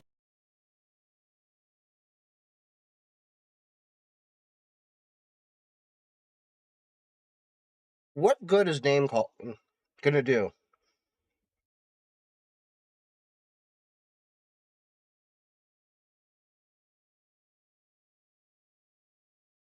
From the Godot engine community. Here's another post from Rideau saying, we've had more waves of trolls and disruptive individuals on the Discord today, but our moderation team handled it like champs. And they post some more information about how they have grown and their main goal. People want a political... Oh, so they are 3 days old. You're right. ...and engine, and that appeals to a lot of people. And like I said, this whole situation, the rating of their Discord, has allowed them to put more protective measures and moderators in place. Not to mention, Godot is in PR crisis mode right now. Godot right now should be making statements not to harass other projects, regardless of philosophical disputes. Godot only has more to lose from their community performing these antics. There's nothing that Godot's going to gain from this. Because all this negativity they're bringing towards them is just going to make Godot look... Rideau, the fork, will look better while bringing more negativity towards Godot. And to point that out, let's go back to this. I remember when the drama just started a few days ago, when I was starting to see trickles through Mastodon. It was mostly tutorials like this. Know your nodes and all these different things to, make Godot projects and stuff like that. Now, if you look up Godot, it's all about the drama. This is not going to be good for Godot in the long term if they don't actually rein in the whole things here and just say, look, we messed up. Community, just stop. To handle future situations like this. So obviously they were able to handle it a lot more currently fighting 4 kids on GTA crew that attacked their server. Now, a lot of people have been pointing out too that Godot Engine is offering in a desperate plea to Okay, let's see what they talk about this, because this is interesting. People, they're giving block appeals, and they're requiring you to send in your email information, which seems innocuous, but as other people have pointed out, people in their community, like their community manager, seem to want to collect information on people. They made this tweet before going private saying, I've given up. I've started a folder of these silliest replies I see when moderating. No clue what to do with that collection of brain rot yet, but I'll figure something out eventually. So they're collecting information, and now Godot Engine's asking you to send in your email and other information. And I won't lie, that seems a little sus to me. Oh yeah, sorry we banned you. Just provide your email and some information so that we can go ahead and unban you. You know what I would do instead?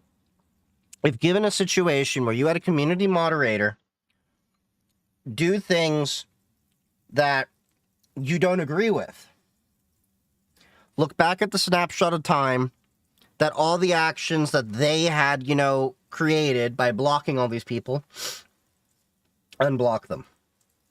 I'm not saying it's a perfect solution. Because I'm pretty sure some of those people were being genuinely toxic and probably do deserve a ban. But you need to cut your losses, and then if they incur that issue, or you have proof that they were actually doing things that were crossing the line, then block them. You shouldn't have people go and say, yeah, you wrongfully blocked me, unblock me, here's my personal information. That seems a little off to me, personally. Just wouldn't trust any of these people with these. Isn't that a privacy violation? It is a privacy violation, but in the legal terms, I'm not entirely sure. Now, isn't Godot based in France? Or, you know, Europe?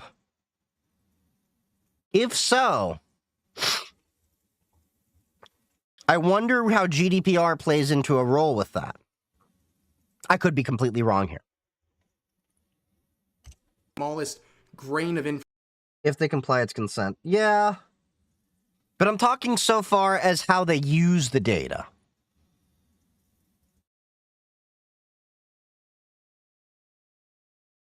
No one who has so far contributed to Redo GitHub has ever contributed to Godot GitHub. Interesting. They still have to follow commercial law, which is international. As long as it's clearly stated, it's legal. True. About you, because it seems like this community manager and possibly other people in their community have some ill intents behind the collection of information or posts that you make. And they have gone further. This Nat individual made a lot of tweets before going private. They first said this because they got banned on Twitch. They said, "Hi there, fellow CMs at Twitch support. Can you help me undo the suspension put on my..." Oh, damn. I forgot Twitch has the whole thing. Yeah.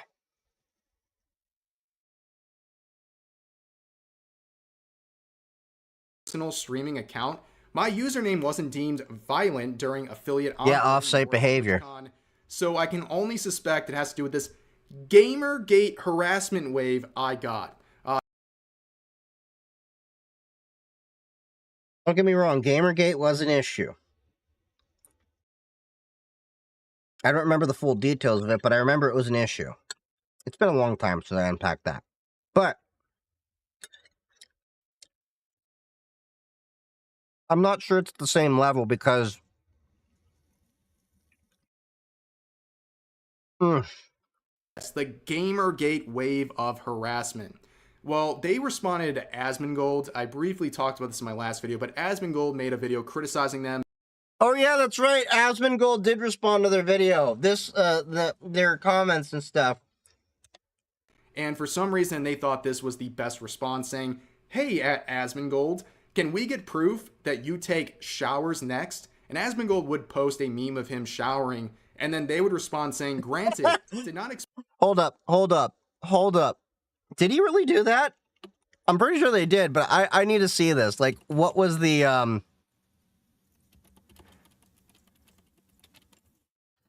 But, first of all, what kind of response is that? When it's like, hey, yeah, I have legitimate criticism of your thing. Do you take showers?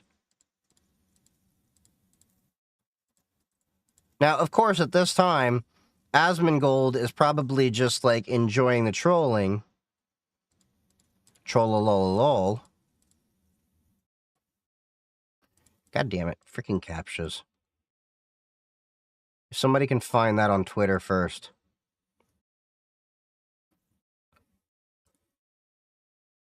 These captchas, man. God damn it.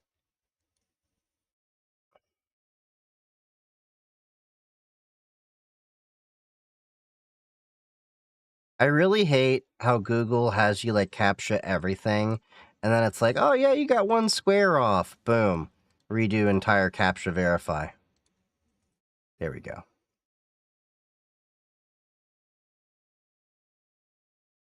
You know, the fact that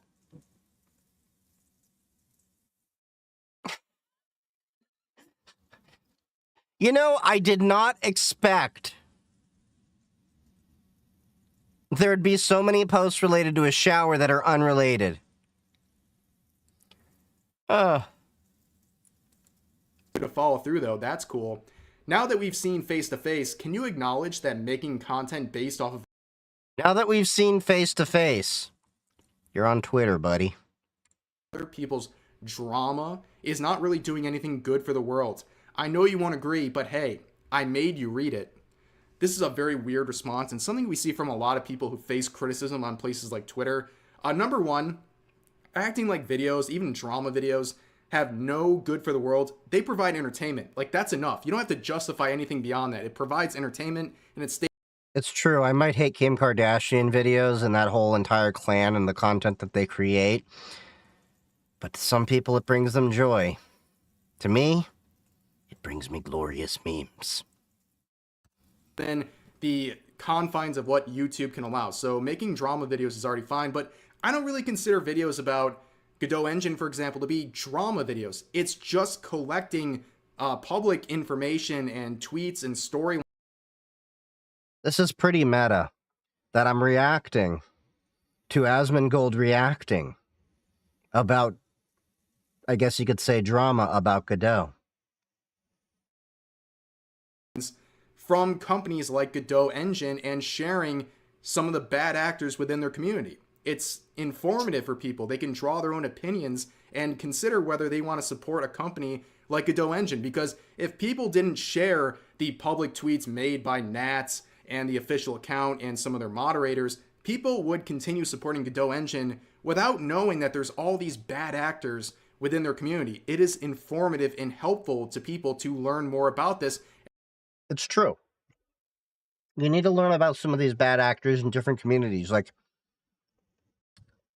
Richard Stallman, the founder of the Free Software Foundation and the Free Software Movement. People need to know about the things that he did, right or wrong. For those of you not aware, he said some things, I don't remember the specifics, but I remember looking at him like, that just ain't right. Eric S. Raymond, same thing. People have to know about these individuals because ultimately they are representatives of the software and how they're going to go about different things. And this is why I say that political activism, it can get into a very, very big landmine of a field. That's what people have been doing, whether it's on Twitter or on YouTube. And I see this all the time with people who are activists in various communities, like I said earlier, whether it's game developers, games journalists, localizers, what have you. When they get exposed for who they really are, which is an activist, they spurg out on social media. They don't understand how to deal with criticism because they've been living in an echo chamber for so many years where they're woke. That is true. A lot of different people that I notice in different software communities or that tend to be in an echo chamber, and they always seek out like-minded individuals so that they can basically have their, opinions and stuff reaffirmed so that they can have them bounce back and basically just reaffirm that their own beliefs are the right beliefs. But here's the thing. Your truth is your truth. My truth is my truth. What is always right may not always be right to someone else. The world has many shades of gray. That's the unfortunate reality, or fortunate, depending on how you want to look at it. That's why I honestly go and seek out a lot of friends with many different diverse forms of opinion. Now, there are some, of course, abhorrent, reprehensible opinions. Like anyone who supports P. Diddy. I'm sorry. But if you're supporting P. Diddy right now, I can't, agree with you. But there are also things that are in the middle that are a bit with shades of gray. But at the same time, there's a time and a place. You want to be an activist? Go be an activist where it is relevant and where it actually help. But a software project is not one of those things very often. Now, let's say, they were, being an activist for the corrupt ways that, you know, Unity was treating a lot of developers and everything like that. By all means, it's relevant to a game engine. How, you know, complain about how, you know, the money is being taken away from developers for these engines just so that they can, you know, profit off of them. By all means. But at the same time, make a better product to compete against them. In the same way that Signal, the end-to-end encrypted messenger, can stand on their feet and be a political activist for privacy and security laws. It makes complete sense to their project. The same thing as the Tor Foundation.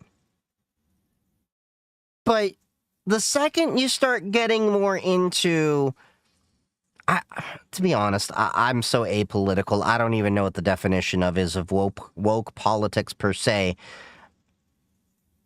You know, down to like the whole thing. I know it's a little bit BS in and of itself, with, you know, the ways that people get so political about different things. And I've kept myself with maybe like a little bit of a flamingo with their head in the ground, admittedly, because I'm just so tired of politics and the way that it has poisoned every different discussion, including, you know, Facebook, which used to be so amazing, until everybody and their mom decided, hey, yeah, I can spout my political opinions on my Facebook wall. But there's a time and a place. And if you think that I'm wrong on this, just think about your family relatives that ruin Thanksgiving dinner every single year because they have to bring a political discussion in. Just remember that. If you've ever been in a situation where you're like, I don't think politics is really relevant here, like at a family function, that's kind of how we feel with this. Agenda and their activism has never been questioned. In fact, it's been celebrated in their echo chamber. So now that they've been pulled out of this and exposed for really who they are, and this has happened a lot over the last year on social media, in particular on YouTube. And I want to make this very clear.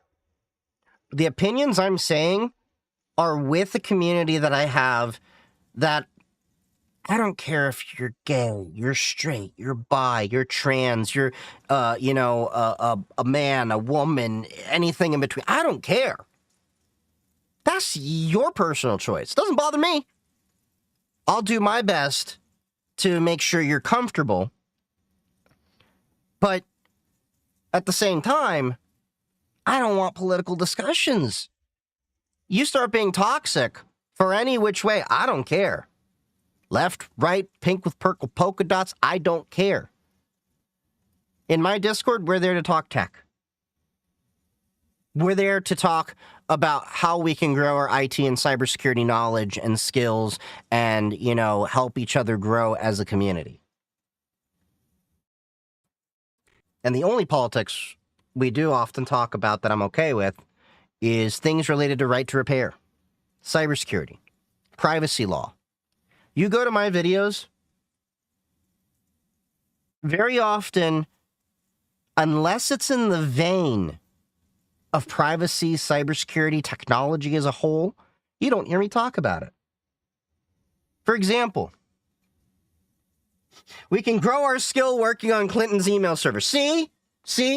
That is completely on topic. We can discuss Hillary Clinton's email server and how that was an abhorrent use of an email server that didn't even have a damn TLS certificate. That is the biggest abomination of all. It was unencrypted. Ew.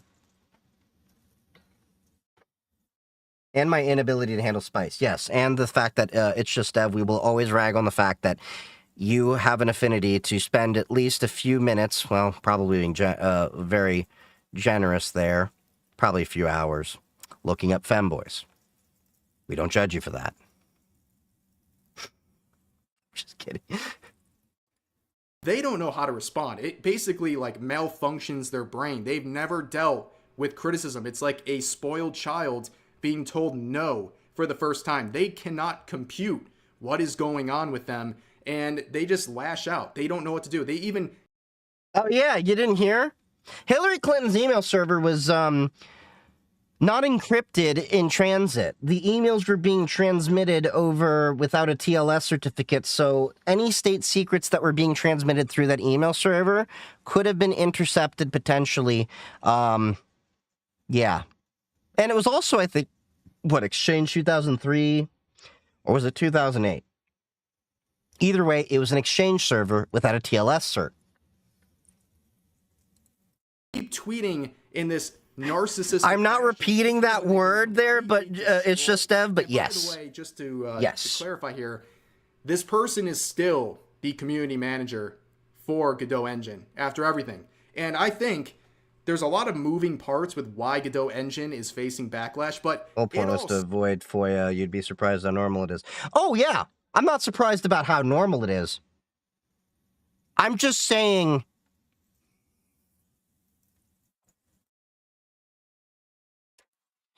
Your email security server, your email security was bad, and you should feel bad. That's all I'm saying. Because of this person, Nats, this community manager. UK Post office scandal with the Horizon IT system. Wait, what? They set into motion the downfall of Godot Engine with their tweet. If they had not made that woke tweet about being a woke game engine, this probably never would have happened. Godot Engine would not have been exposed like this, and they would have just kept going and succeeding. And you can... I have to completely agree with that statement. This is what I've basically been saying the whole time. Had they not done that whole woke tweet that originally set off this whole firestorm, where, what was it, they were Godot and people were complaining about how woke they were, and then they called them Woko, you know, the woke game engine and all that, and then just kind of piled on. And then just openly, yeah, it was really bad. They should have left the... Like, let me put it this way. It's really no secret that the Mozilla Foundation leans a little bit left. Allow me, if you will, for a second. How do I know this? Well, what was it? Rise. So, a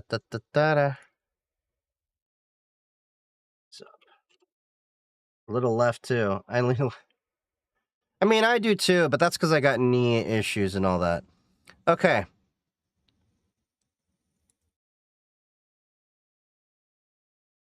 Mozilla donated roughly $100,000 to Rise Up,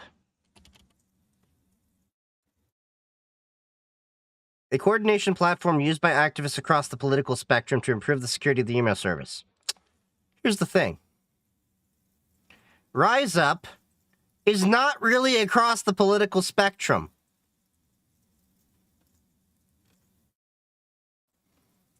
Okay? Those are the ANCAP, no, not ANCAP, ANCOM colors. Okay?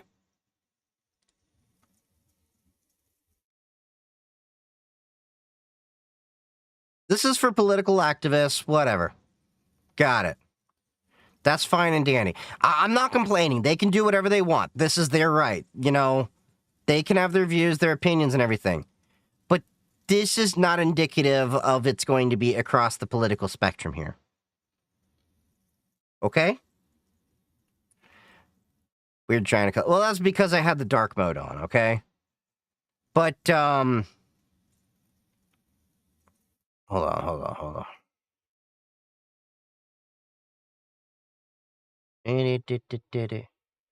We do this by providing communication and computer resources to allies engaged in struggles against capitalism and other forms of oppression. I don't care what your political view is. I really don't. But you have to understand. Yeah. That's an issue. Anarchy. Yes, anarcho-communist. One person and say they started the domino. So for those of you that don't know, I used to study political science as my electives when I was in college, getting my electrician, you know, stuff and all that. You had to do that. So I did study about the different groups and everything. But yeah. And yet Godot Engine and its leadership don't have the courage. Aaron, you can say your political point of view, but you can't guarantee that I'm going to walk out the room or not. Actually take any sort of accountability and make people in their community take accountability for starting this entire mess. Even if it hurts their own bottom line, it hurts their own company, they still don't have the willpower to kick these activists out of their community, which says a lot about them. But for now, that's going to do it for this video. As always, feel free to share your thoughts about today's topics in the comments section down below. Hope you guys enjoyed the video, and I'll see you next time. Yep, that's basically my opinions on the whole thing with the Godot controversy. I don't know if I can get a video from it. We're going on 2 hours and 30 minutes. No, I've only been streaming for 2 hours. I'm pretty sure that was only about like 45-minute, hour. But then again, we went on a few tangents. Now, the WordPress drama, I don't know if y'all have seen about this. So Ars Technica actually had a good write-up about this. There's been some back and forth on WordPress. 39-minute in. It'll be fine.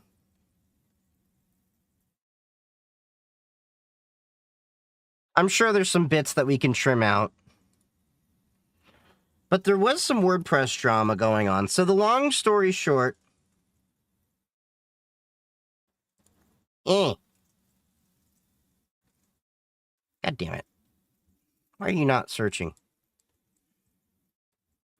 Alright, so WordPress got into some drama a while ago. So there's this thing called WP Engine. Alright? They recently got into some hot water with WordPress. Now, for the understanding of WordPress, WordPress has a couple of things.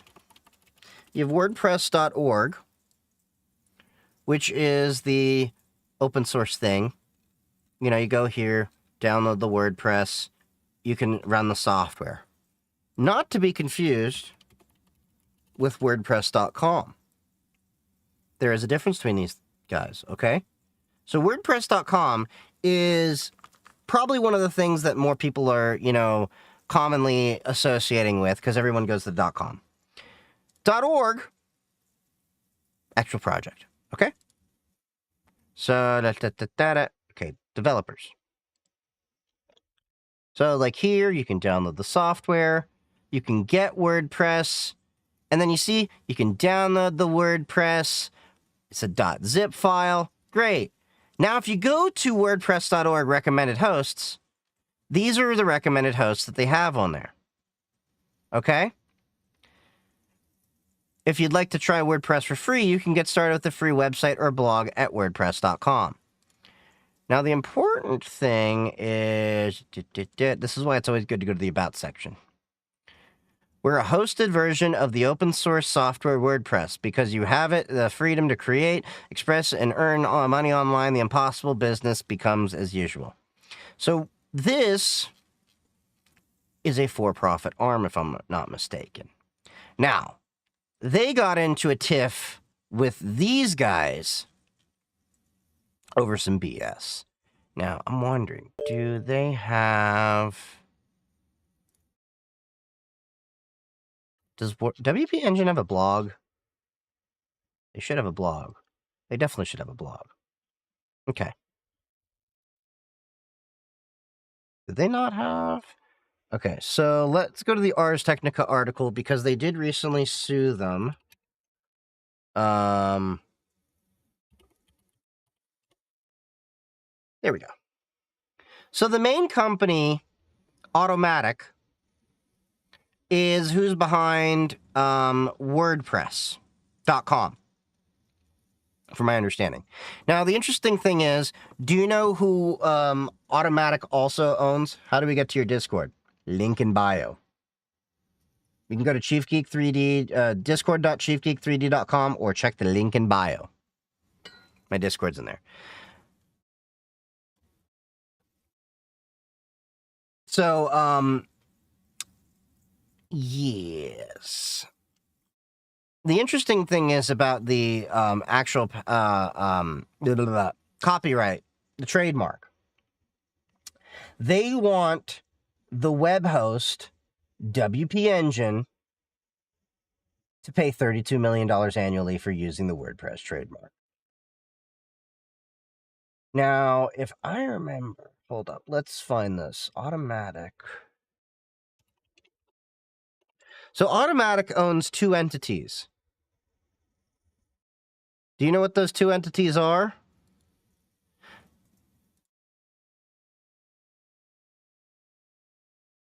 Bet you're not going to guess the second one. So they own WordPress.com. Okay? But do you know who they also own? Tumblr. The same guys that are pissing off WordPress right now own Tumblr. And unfortunately, this is what pissed me off.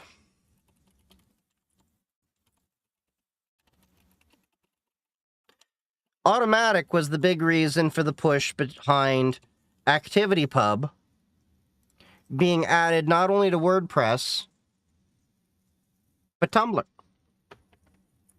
ActivityPub is the protocol that's powering Mastodon. Mastodon, for those of you not familiar by now, and I have many videos talking about this. Let's get the music back on. Is the decentralized social media app that I like to use, where I have my most popular platform for all of my microblogging needs. Now, who also is going to be using the ActivityPub plugin? I mean, not plugin, protocol. Threads. So the idea was you could see your WordPress articles and your Tumblr posts through ActivityPub. But Automatic wants to do this bullshit. No, sorry. This bullshit! And it's causing such issues that you have 159 employees that are leaving Automatic as the CEO is escalating this fight.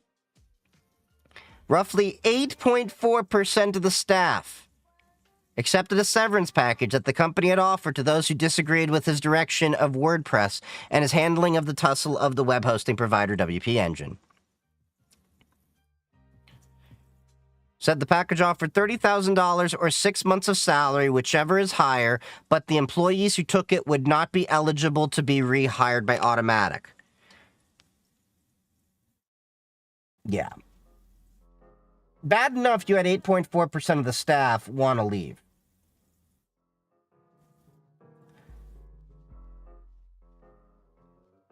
Yeah. This is basically a pissing contest. So this is a good article over here from TechCrunch. 8.4%. At $30,000 or 6 months of salary, whichever is higher. So to be fair, they gave a decent amount of money. So, 6 months of salary. That means these people can kick back if they want for a few months. Now, will they be able to be hired at another company? That's a whole other question. Okay, so let's go through. In mid-September, Mullenweg, the CEO of Automatic, wrote a post, WP Engine is not WordPress. Okay? There's this article over here. You can read it all if you want. I can drop that in the chat for y'all. I don't think this is going to post to the TikTok side of y'all. But YouTube and Twitch can get the link. Sorry, TikTok. A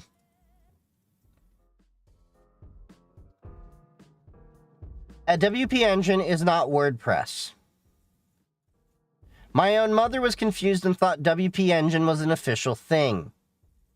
WP Engine needs a trademark license to continue their business. Now, here's the thing. As I said, WP Engine. Hold up. That's WordPress.com. This is .org. The .org is separate than the .com. Automatic owns the .com. And, this is all GPL v2. I forget if they have their own organization or anything like that. But anyway, WordPress.org, something. You can donate to them. And if I remember, yeah, the WordPress Foundation. Now, it was founded by Matt Mullenweg to further the mission. So it was founded by the same purpose. But at this point, it seems like it's a very, very effed up way to drive more money to the .com. He wants $32 million annually to use the WordPress trademark for WP Engine. WP Engine is using WordPress, which is an open source software. This, I don't think, was called for. It's a little bit effed in my opinion. Okay. WordPress is a content management system, and the content is sacred. Every change you make to every page, every post is tracked in a revision system just like the Wikipedia. This means if you make a mistake, you can always undo it. This means if you're trying to figure out why something is on a page, you can see precisely the history and edits that led to it. These revisions are stored in our database. This is very important. It's at the core of the user promise of protecting your data, and it's why WordPress is architected and designed to never lose anything. WP Engine turns this off. Okay. So they turn it off. Whoop-de-freaking-do. Yes, that's one of the reasons why I tell people don't use WP Engine. Instead, you should go use Bluehost, DreamHost, or one of the many other hosts, hosting, or things like that out there for your own website. But guess what? It was uncalled for to do this shit. They're saying, if you're not going to contribute to the foundation, then F you. By disabling features like that to save money on space. Yeah, but again, if it's GPL v2, and I'm getting to that point, which, hold on. It's GPL v2. Not much they can do about that. No, I understand why they do it. Because of money. But at the end of the day, it doesn't matter why they do it. It's open source software. You don't like how a company does things? Okay. But at the same time, where was it specifically? This is one of the reasons they are a cancer to WordPress. And it's important to remember that unchecked cancer will spread. There's many ways you can disagree, but there's also ways that you shouldn't go about saying things. Then WordPress will die. WordPress won't die. WordPress is open source.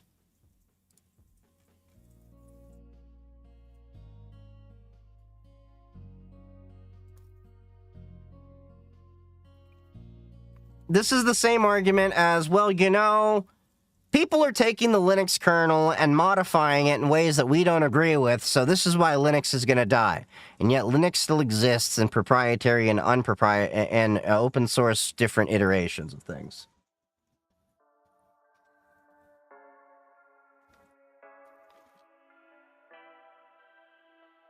I don't agree with the way this is being handled. Look, I understand the reasoning is because they want to save money. That money, there's a lot of money that gets spent on, Aaron, we just started talking about this. Of course, there's more than 2 articles. But the core issue of what started all this was this.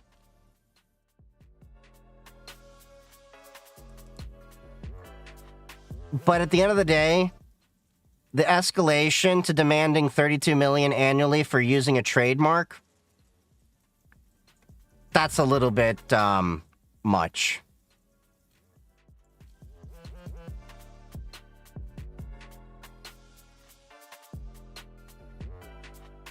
Our client on Chilean's automatic alleged widespread unlicensed use, but there's a lot of... I didn't say this didn't start it, but I said this is basically where, you know, a lot of this current issue is spread. Yes, it started before the post because WP Engine has been around for a long time.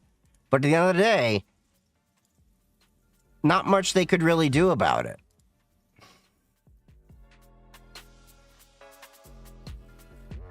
There's reasons that you can do this, but at the end of the day, people can also move to different things.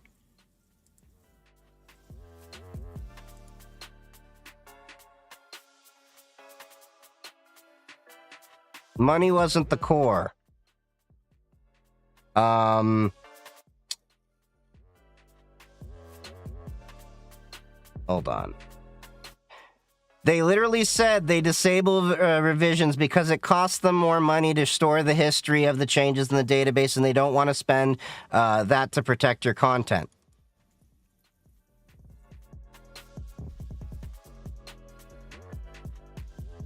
Yeah, but either way, this whole thing got out of hand is what I'm trying to say about the whole situation. That doesn't make sense. And it's a bunch of BS that's escalating into ways that don't even really need to be there.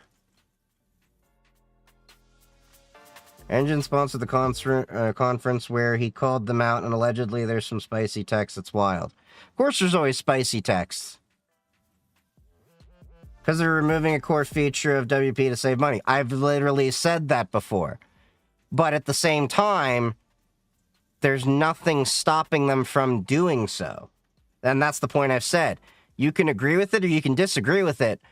But because of the licensing of how WordPress.org has it, there's not much they can do about it.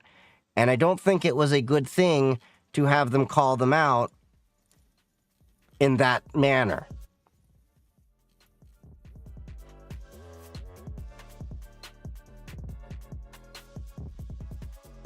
But either way, that's where the drama is going on right now with WordPress right now, and this current escalation that happened as of yesterday of Automatic demanding a web host pay $32 million annually for using WordPress trademark.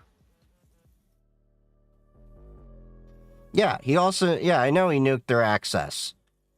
But it's an escalation that doesn't make any sense. And at the same time, because of how the license works, it's really... Yeah, and I really think that WordPress right now is shooting themselves in the foot in terms of goodwill. Because here's the thing, at the end of the day, the majority of people using WP Engine, which isn't a small amount, are just going to be upset with WordPress. Because as they're going to see it is, great, now I got to move my entire platform to another host and do all these unnecessary costs to migrate things and all of that. That's where the core issue is going to go, and why I think WordPress is going to shoot themselves in the foot, potentially with a lot of people. Because if you go on Threads, if you go on Blue Sky, if you go on Mastodon, there's a lot of people that are not talking about switching hosts. They're switching entire engines. Okay, so you don't like WP Engine. Don't use them.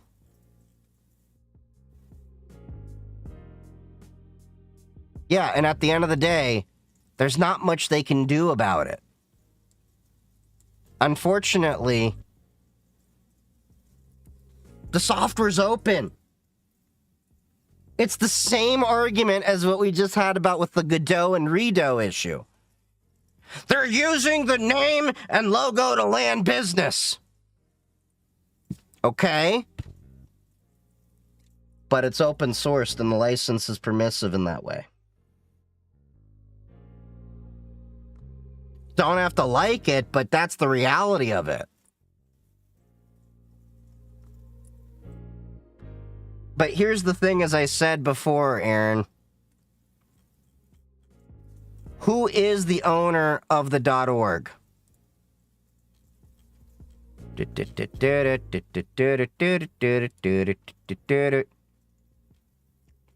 Okay, we go to the WordPress Foundation. Founded by Matt Mullenweg. Okay? Matt Mullenweg, right? WordPress.com.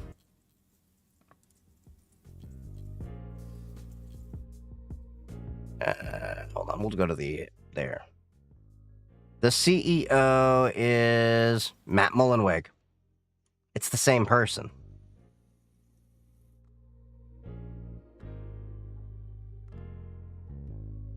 Like it or not, this is just a whole bunch of BS of a pissing match, in my opinion.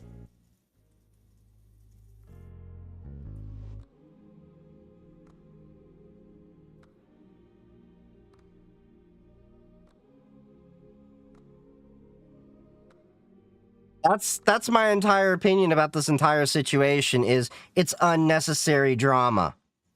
And in my opinion, a little bit effed that you have an entire for-profit corporation owned by a nonprofit who, owns a nonprofit and then is telling people, hey, yeah. I don't like WP Engine, but I don't like how this entire thing's playing out.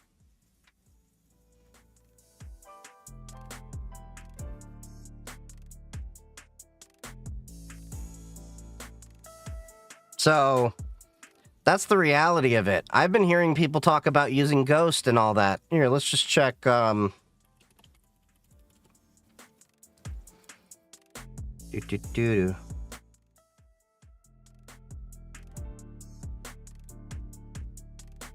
The WordPress debacle is a reminder of how difficult and how important good leadership is. Some leaders make the mistake of believing that leadership is vested in them when leadership is always distributed across communities. I used WordPress for like 10 years, just a blog, nothing crazy. I used RSS to automate social media posting. Twitter with the comments, threads, blah, blah, blah, blah. We should all just throw the bloated bad platform in the trash. So my blog runs WordPress, and I want to move on to something else due to Matt Mullenweg's crazy BS. Now would be a great time to fork WordPress. Okay? That's Mastodon.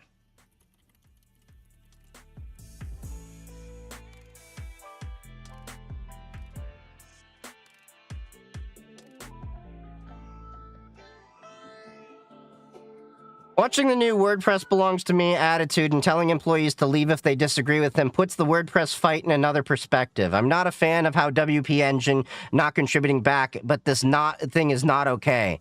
My prediction, unless he does damage control, WordPress will get forked. And that's my opinion with it. I don't like WP Engine. I don't like how Mullenweg is running this whole thing either. It's a giant douche versus turd sandwich situation. The WordPress drama, the sort of crash out that's been overdue for decades in the open source world. That's Threads.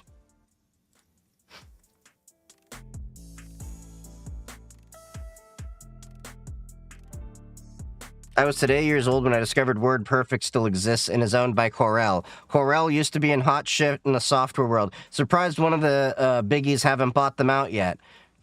That is kind of funny.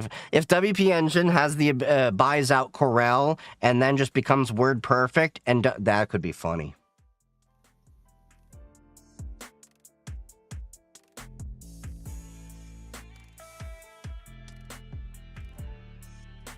I'm not missing anything. You're missing the whole point that I'm saying. Giant douche versus turd sandwich. Okay, you can have issues with WP Engine not committing back to WordPress. You can have issues with them disabling a feature to save themselves money. You can use another host. But you can also disagree with the fact of how Automatic is trying to force the hand of this whole situation there, and then tell employees if they don't like the whole situation, you can get the hell out. It's not good either way. Tried to get into WordPress. However, there's nothing a static web page wouldn't be able to do for me. It's kind of hard to read your comment when I got a whole thing here of dozens of comments. But yeah. Are you using WordPress? If so, then you should give independent analytics a try. Don't know if that's relevant.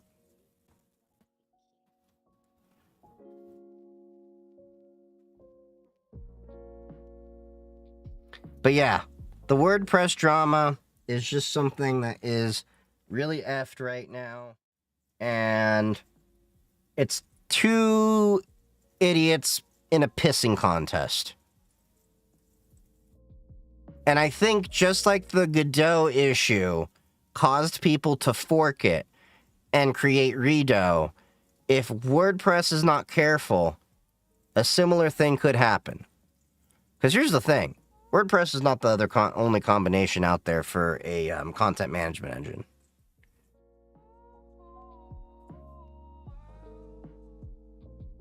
So, that's the latest drama. He wants to destroy his own project in making.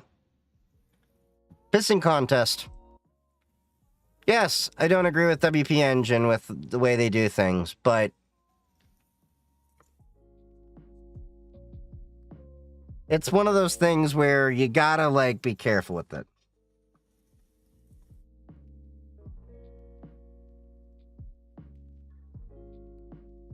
Think about request to be unbanned bullshit. Nope, banned once, banned forever. We cannot treat banning so casually. Me, myself, I love critical errors, and add clarity. The Darwin effect is incredibly important. Now with so many incompetent administrators.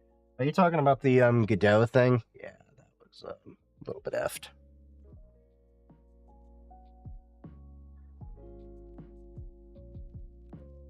But yeah.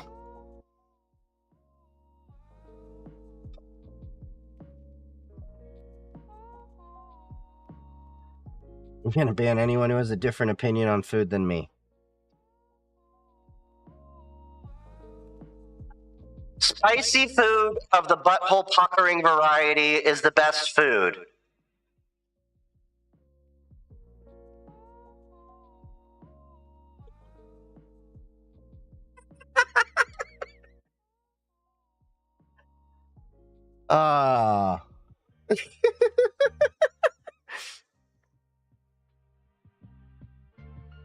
Can't ban this. I'm just imagining Aaron right now grabbing his crotch like, can't ban this!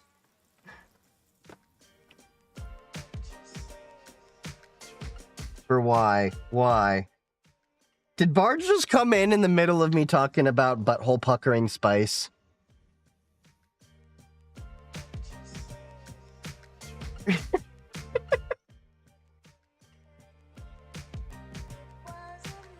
I do love me some Indian food. Yeah, Indian food's good. There was some good Indian food in Vegas when I was at DEF CON. Of course, the interesting thing is, whenever I would go to order food in Vegas and get my spicy food, I had to specifically say, I'm Moroccan. Don't give me this white level spice. I want to blast my ass off better than Elon Musk's rockets.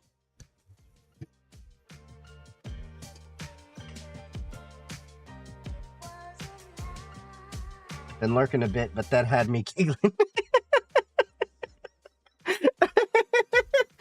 To the moon! Yes, yes. Get my moon to the other side of the moon.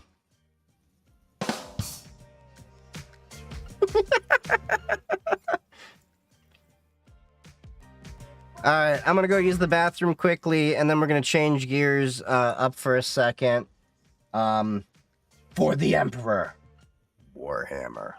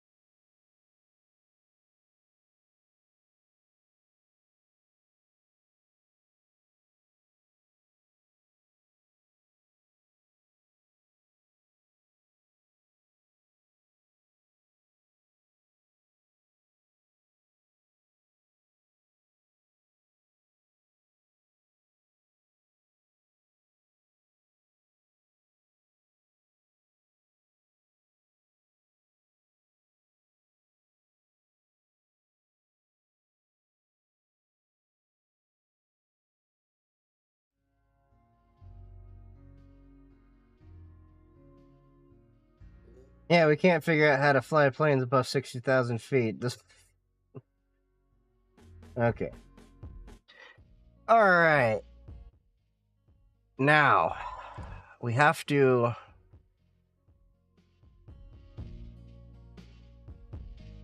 See you later, Aaron. Alright, so... Loading up the game.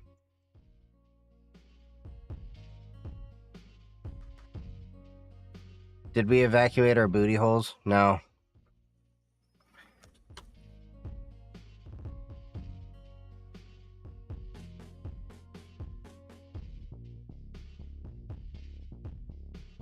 I evacuated my front butthole.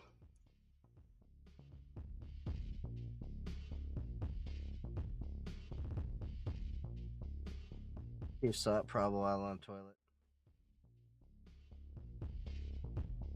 I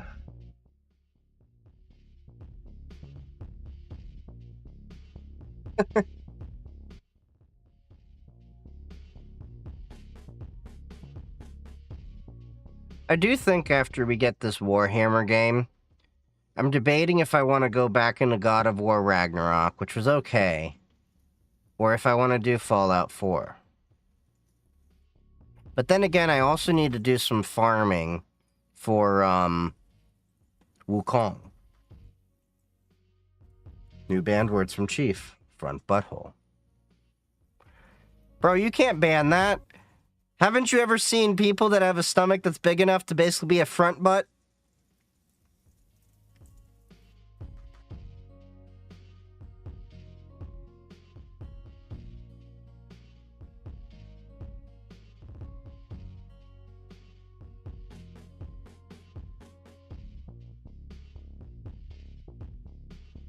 Please tell me I don't have to reboot the computer. Come on. Do the thing. You did the thing.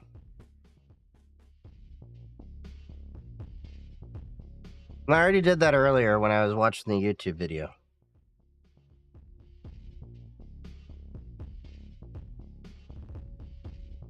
The educational black screen came upon us.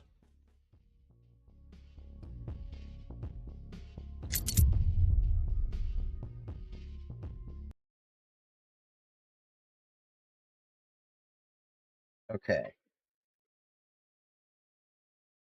Let's see. And I remember when Havoc Physics just came out. There we go. Okay, we got audio piping through. Space Marine 2. Not used to you being ahead of schedule. So there is an issue I noticed with the Linux anti-cheat right now, that it won't let you actually play online. I know that they're fixing it right now because they have said that it's a legitimate issue on their end. And they want to get full Steam Deck compatibility. Now, what's interesting is the whole, like, Valve working directly with Arch Linux kind of thing. All in all, that's just going to be good overall for Linux. But,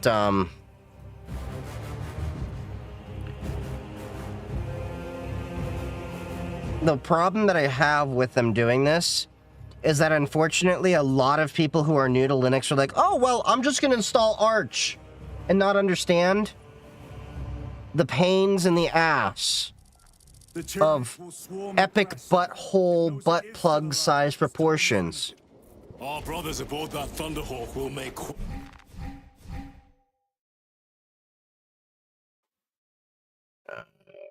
you're born. Okay. quick work of the Tyranids. I hope they survived. Do not admit such a thought. Whee! Too many of us have fallen today. We are at war. Death waits for all of us.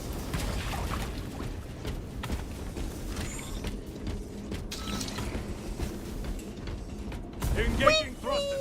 Whee! I am falling with style! Call me Buzz Lightyear, bitches. You can find Buzz Reddit if you have a general idea.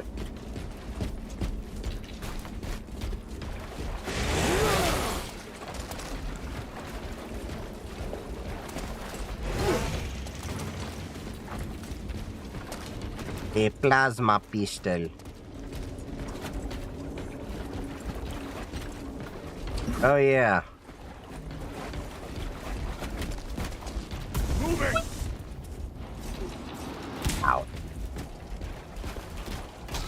See, with these jetpacks, I really think you should be able to properly fly, but no. We only can do bouncy, bouncy Buzz Lightyear style, falling in style kind of bullshit. Jump pack engaged. See, like, that's it.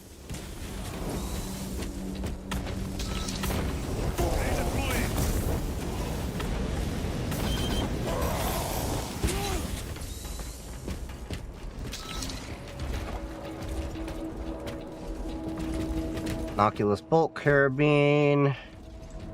Carbine. Repositioning.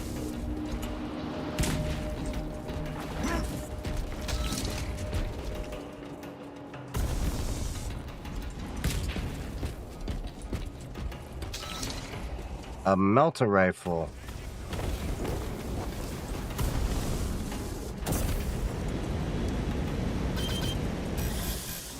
Redeploying.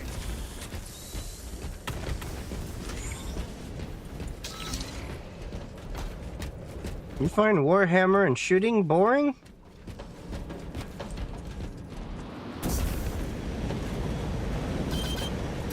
Nope.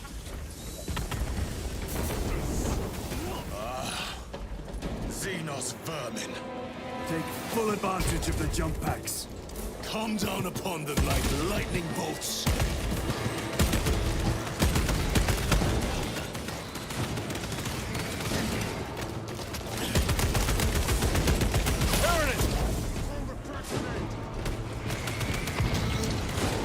Repositioning.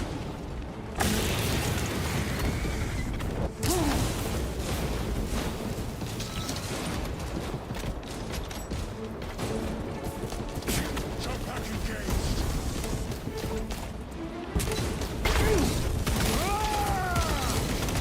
Destroy them.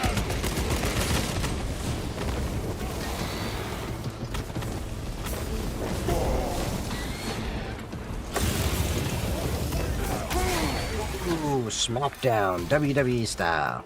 Changing magazine. Using a frag grenade. Munitions secured.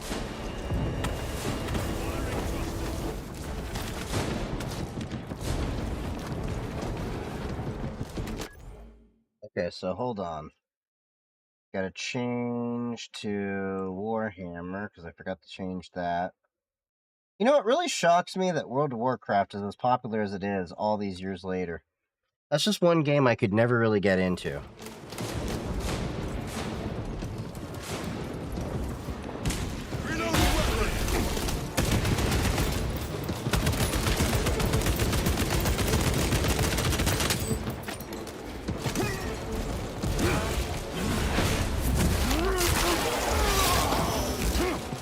gotta remember the commands for this, because I am a little...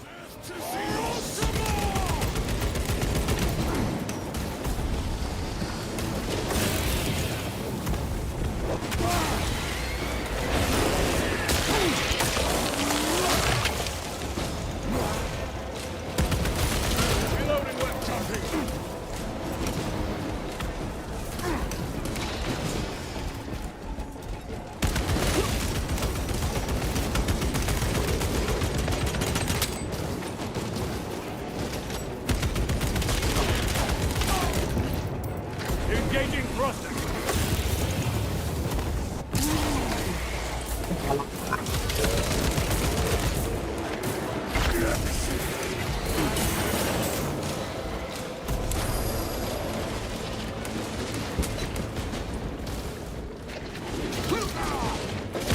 Need to reload.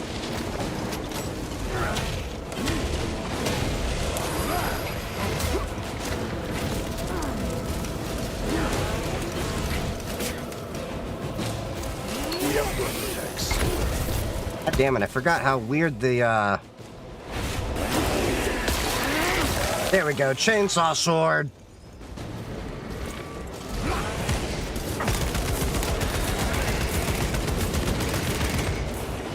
Moving.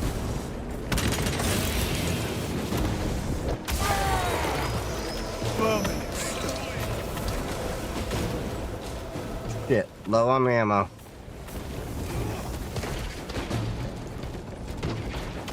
Engaging thruster.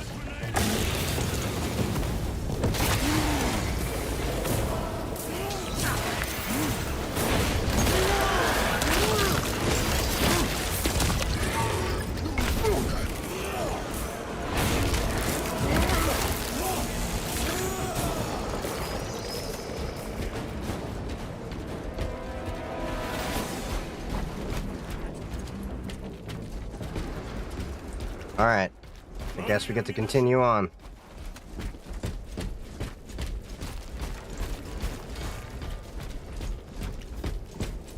More Xenos abominations! Stored biomass. Vile. The crash site is on the other side of that. Biomass. Too high to jump. We have melter charges left. Place them strategically. Weak points only.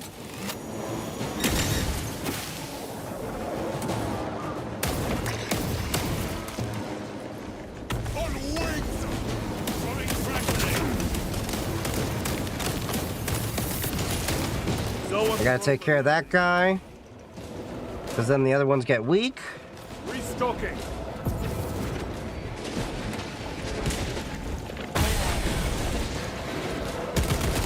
Xenos protects their hive. We must reach the crash site.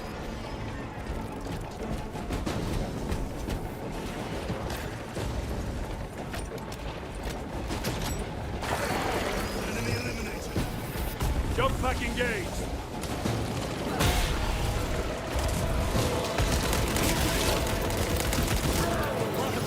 We have no time.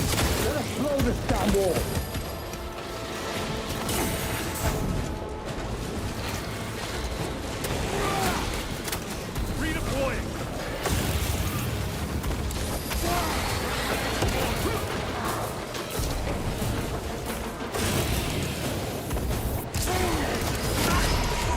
Shit. They have me down. Reloading. We are wasting time. Get those charges in position.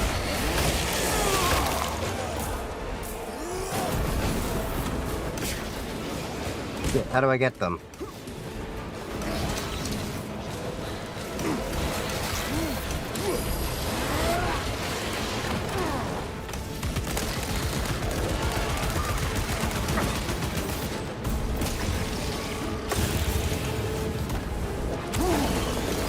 Every delay risks the lives of our brothers.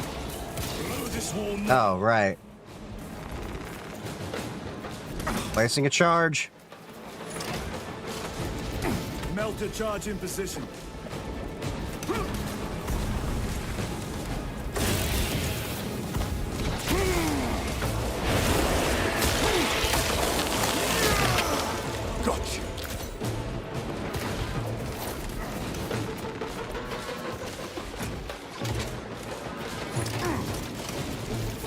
Explosives ready.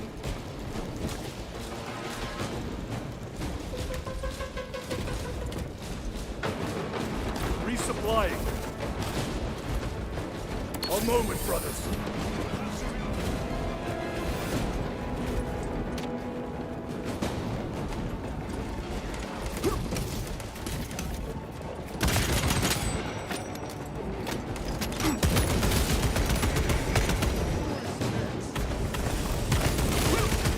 Reloading.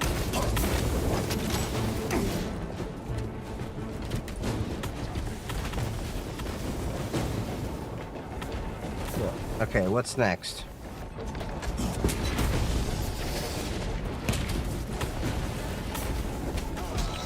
Did I just really just make a circle?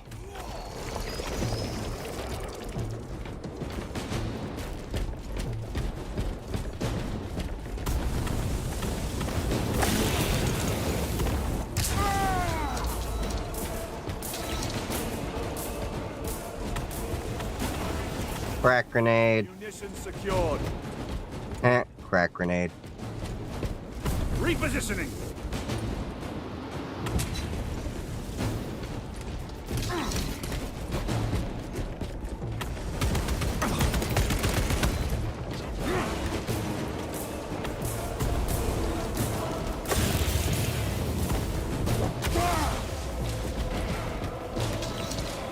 Engaging thruster.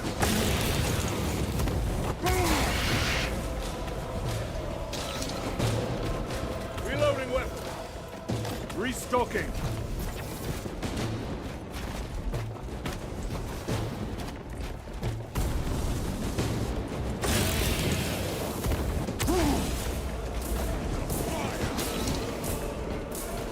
Okay, so where do we go from here? We gotta blow this shit.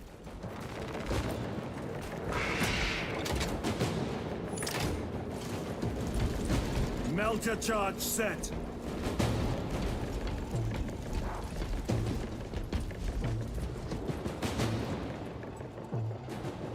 Wait, what? Why do I gotta go down there?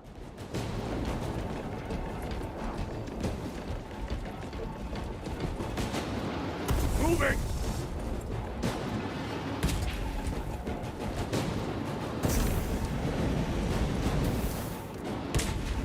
Oh, I forgot to set a charge down here. Gotcha. Charge armed. Charge is in position. Clear the blast area.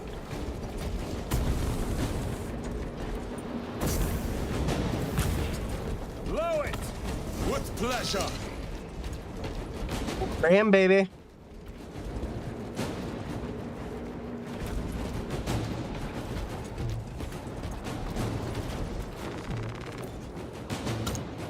Have you located the oil?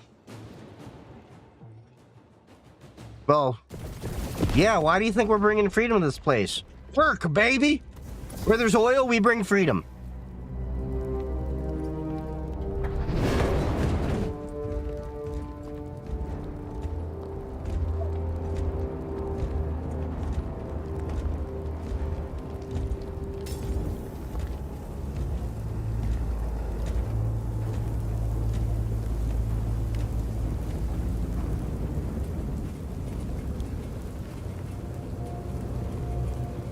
Okay.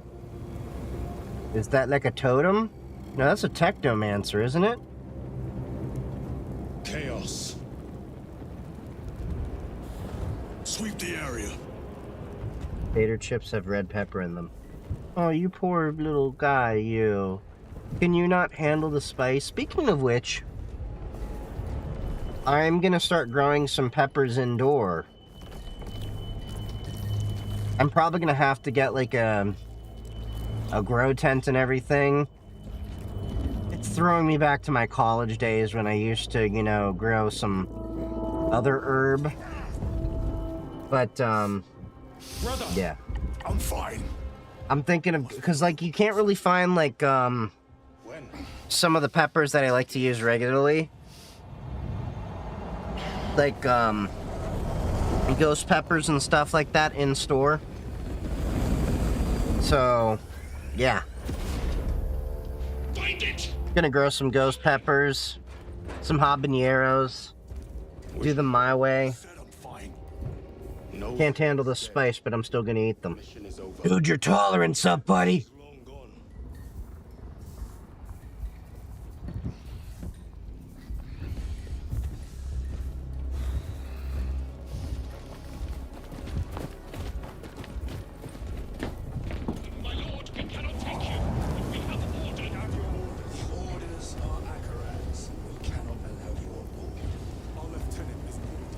At least I don't say ketchup is spicy. Bro, I have a coworker that said pepperoni is spicy. Now, I've never had pepperoni because pork, but I've had beefaroni, which is close to it. Okay, like spiced salami, okay? And I don't get it. It's just seasoned.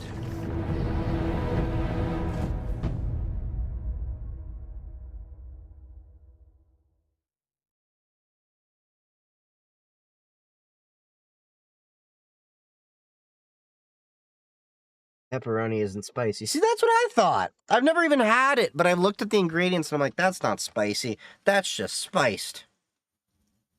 I shove that down my throat every day I can.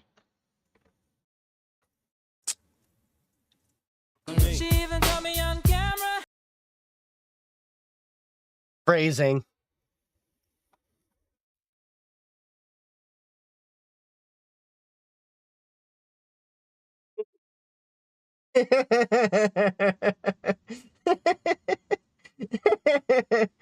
Lots of what? Wait, what? Ketchup? Wait, what? People actually think, how is ketchup? Ketchup is spicy? Wait, what? Then where did Dimitri and Titus serve previously? And why is he back in battle so soon after such grievous surgery? Sergeant Ventiad spoke of a Death Watch team that deployed a virus bomb on Kadaku. Perhaps, Lieutenant. Brother, are you recovered? I am. The apothecary. You know, spicy? Big stick. I do not have the need nor the time for such a process. Magos Gallio also expressed his concern. Consider his counsel, if not ours. If there is any risk of recurrence, it puts the whole squad in jeopardy. It can wait. I must speak with Captain Akaran. As you command. My aunt's Egyptian husband's food. With our bodies, our blood, and our searing. A lot of fast food in USA do not make meals like other countries. Many white people think everything is spicy and will not buy the food, so they make everything bland. I can totally agree with that, because anytime I cook for a lot of my white friends, I have to tone things down. Such reports were exaggerated. I am glad to hear it. Let me just say that I fully sympathize with every ethnic person that has to bring hot sauce to a cookout. Excuse me. The Emperor protects. And I want to put this to bed, okay? Bringing your own hot sauce is not a racial thing. It's to compensate for the fact that the weaker people think everything is spicy. When that's just bring flavor. Oh yeah. Pex Peppers, B-Bomb, Taco Fuego, those are my go-to. There's some local hot sauces from a local hot sauce shop that I'm gonna start picking up. Could not bring down a Thunderhawk. He is right. The arch enemy. We're gonna start making our own hot sauces though with the peppers that I start growing. There must have been a Get some Thai chili, some ghost pepper. I'm probably gonna end up buying jalapeno because I don't really see the point in growing my own jalapenos. They're just so abundant. What in damnation happened down there? Nozick was assassinated. The Adeptus look Mechanicus exotic. report said engine failure. That ain't exotic. Sergeant, That's flavor. traitors. Chaos. You're sure? I can eat very hot, high, spicy food. Oh yeah, The bridge. that's because your family raised you right, probably. They taught you to Nozick was enjoy head of a the highly spice. classified project. Anytime I go to a Mexican Chinese restaurant, they get confused and say it's very spicy. Are you sure? I'm like, yes, I can handle it. Everyone comes watch me eat and then ask again. Good, fine, remake. There's only one man capable of continuing the work. Every time I go to a Chinese restaurant, I always gotta ask for the chili crunch or the chili oil, and they're always surprised when I like pour almost the whole container on. One that is now overrun with tyranids. I needs my spice. The cogitator within the facility. You can access Luz's tracker from there. We are on course to Avarax now. Almost all my foster homes are Mexican families in Asia. That'll do it. Sir. Why is it spicy? What concern is it of yours? The mechanic. I do like bell peppers or green pepper things. Bro, those ain't even on a Scoville unit. Whatever it is, without Look up bell peppers and green peppers. They are 0 Scoville units. Jalapenos are on the low end of the Scoville units. Now, I like ghost peppers on occasion, and then we've been throwing Scotch bonnets in ours. The journey to Avarax will take time. Enough for a brief diagnostic. Very well, if it will put you at ease. Megas Galio will be in the armory.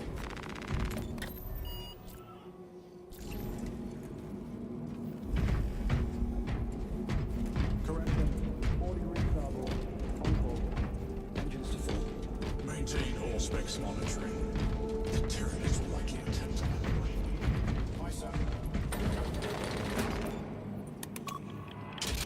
They use the same code on every panel. That's not very good, you know, security, guys. We need to have that security conference. How did you know about Aurora? I saw the name in a mission report, most of which was redacted. I would have preferred to stay on Kadaku and hunt down the heretics that dishonored our brothers. We will find them on Avarax. Unless Luz is already dead. Whatever those tech priests are working on is still here. Oh, tech priests, that's what they're called, not technomancers. The greatest battle is yet to come.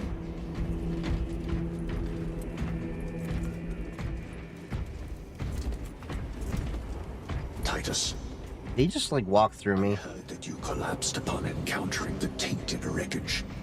I am concerned. A mere side effect of the surgery. I am fully recovered. Sergeant Gadriel, I trust that you will be close at hand should your brother suffer any further episodes. Yes, Brother Chaplain. If the arch-enemy is indeed present, any weakness could grow into a cancer of the soul. Wait, what happened? To the pages of the Codex, and it will shield you from the glare of heresy. My faith is without compromise. I will not waver. I think at one time I've had jalapenos. Just one time? Bro. Jalapenos are the basis of life. Ships extended to 22 hours until further notice. Additional recap rushes will be issued. I am greatly concerned. It was brief. Likely a result of the surgery. You suffered.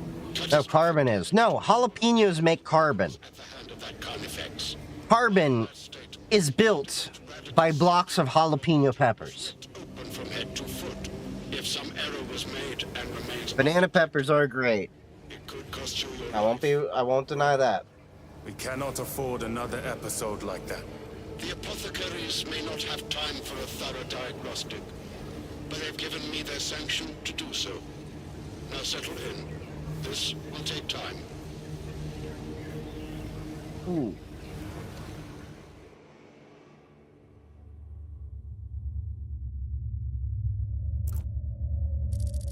My jaw just popped. I need another deep tissue massage. Wait till you find out how paprika is made.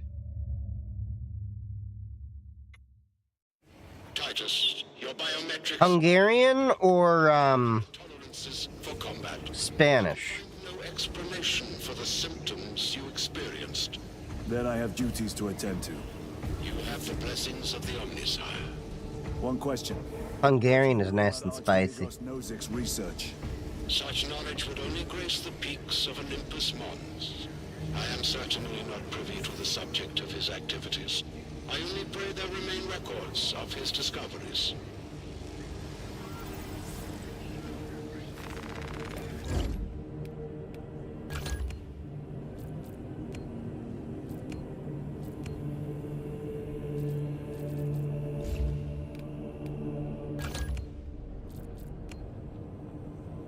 power sword. Ooh.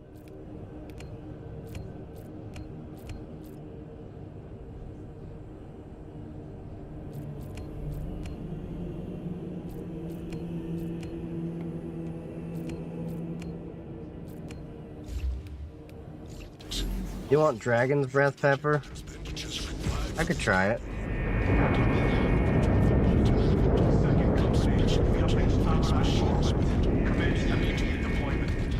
Time to go. Another mission, another mission. Assemble, bitches. Avengers, assemble. 2.48 million Scoville. I could try it. Bro, I did the Hot Ones challenge. We have a tradition of basically doing that at work. And I've done it like 3 or 4 times, and I've gone all the way through to the hottest hot sauce. And, it's alright.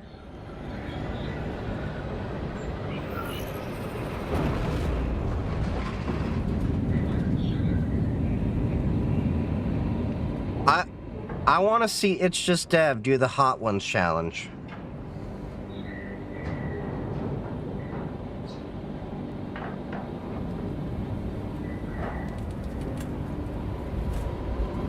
Oh no, I got the pure capsaicin. So I buy this thing called Top Cap.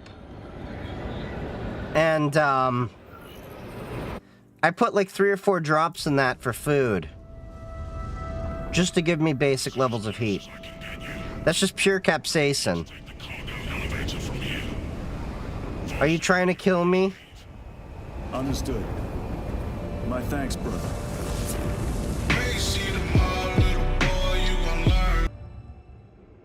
The lab is within that spire. There's the cargo elevator. Look at all those spores. That'll be one hell of a fight. Shame to miss it. We should be down there with the rest of the company. We will be, soon enough. Engines here. Elevator repairs are incomplete. Please conduct holy maintenance. The elevator is broken. We must find a way to restore power. Servosco, how do we fix the elevator? Operation without full repair is unwise. Learn today, boy. You can learn. Bottle to bomb is hot. I can't. Only a toothpick amount. Anything over 1 tablespoon. In bathroom. Throwing up. Dying. I found an alternate route. I can do it. I've done it. I can do it again. So what we do is we buy a bunch of brisket and chicken and stuff, and then we dip it in all the hot sauces. Some of those are freaking tasty. 1 to 5 are actually like good hot sauces. After that, Give no quarter. Purge them.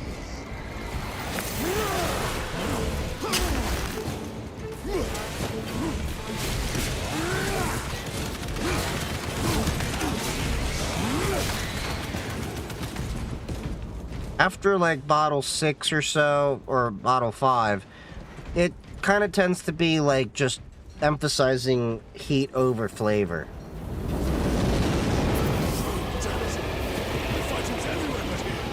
What you call this? These are leftovers.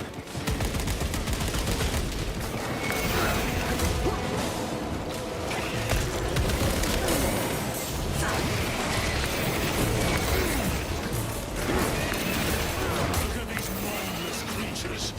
Dare to attack the Imperial.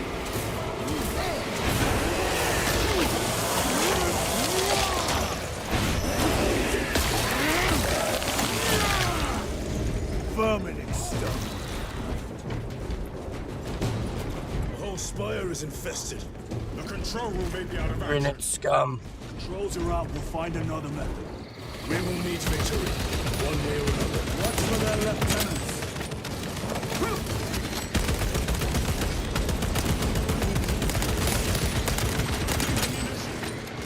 Run in the doorsteps.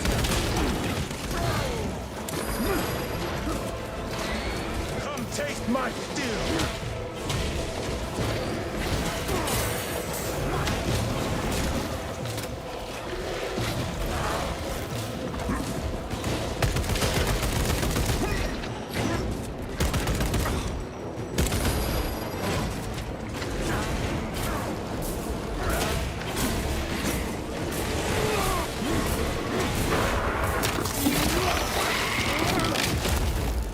Another one dead.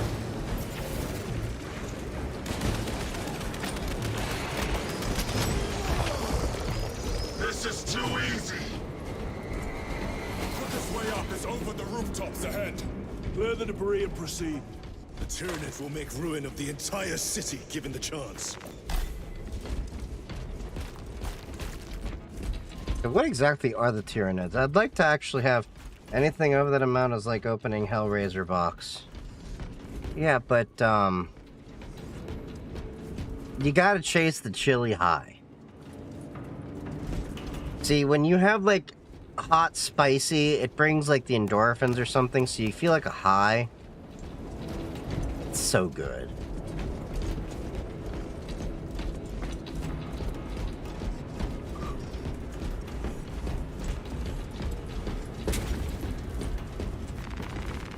Restocking. The Emperor protects.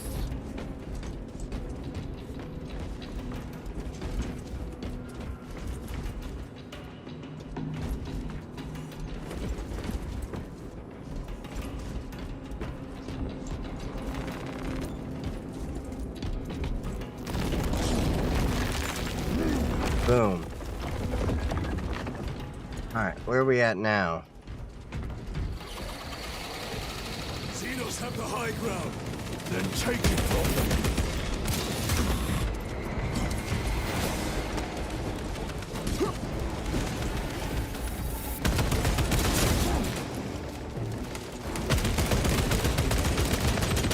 Reload!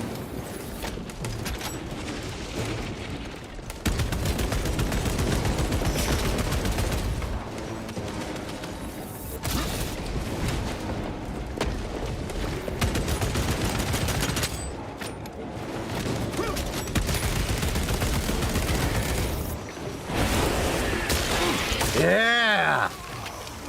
Target destroyed.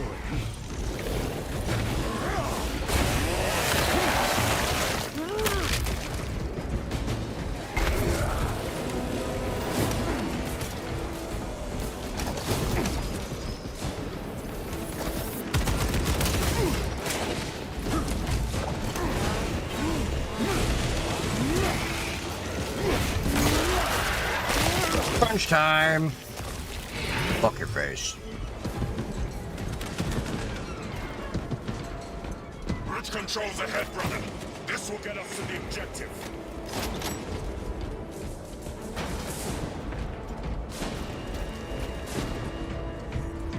I wish that I could keep those jetpacks. Swapping magazines. Loading up. Oh, I forgot I got grenades. Better. Bridge? The machine labors. We may be here sometime. I knew it. There's enemies. The Tyranids are staging a counterattack. Eliminate them.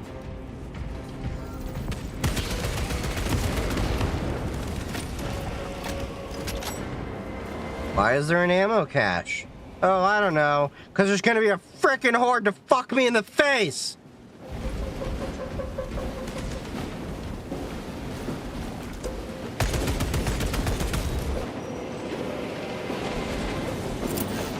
Grenade downrange.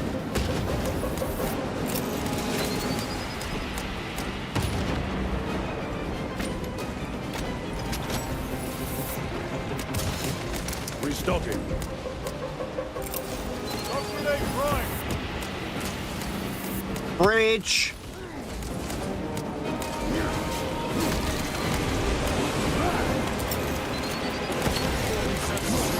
War gear prime.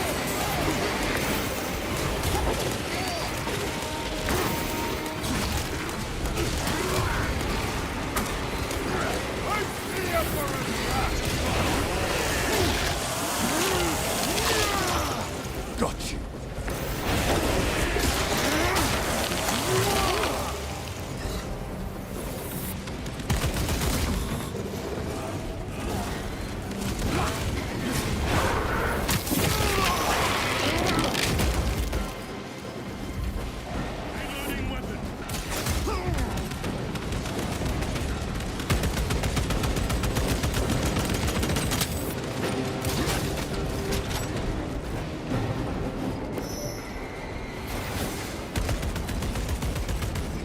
Changing magazine. My lord, we may now cross the bridge. Proceed to the objective.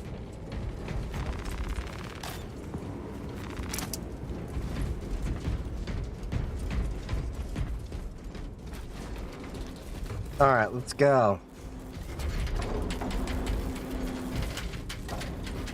Sir, you seem to be at full strength again. Did the apothecaries identify the cause of your collapse? Focus on the mission, Sergeant. As you wish, my lord. Dude, why can't I use those little turrets? Just props.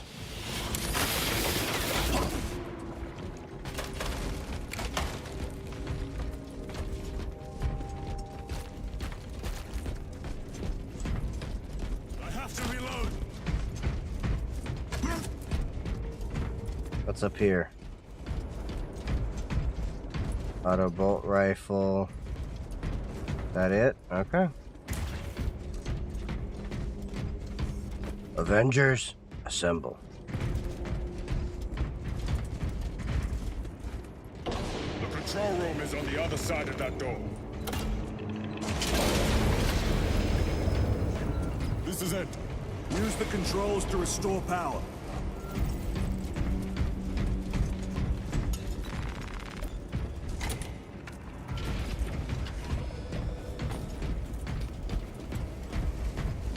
It worked. Let's get down there. Practical. There's a shortcut across the rooftops to the east. Good. Proceed. Okay, no ammo. What motive do these creatures have to attack this facility? They have no need for the technology. They're like seeds carried by the wind. Their only motive is to devour and expand. Alright, let's go.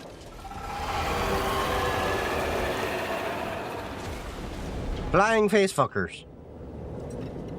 Damn cat growling at me while I'm trying to get him comfortable in his blanket for bed. Cats are not your friends. They just tolerate you as a human being in their space. They're waiting for you to die to use you as food.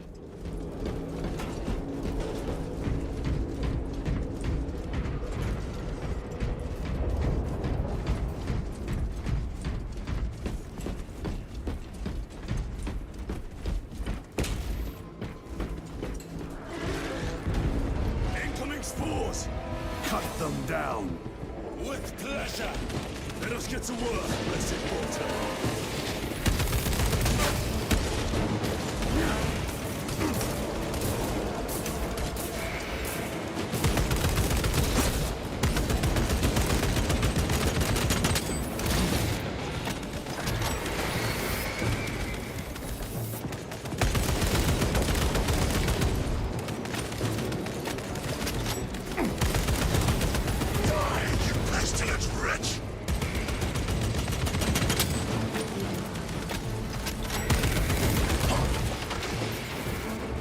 That's right.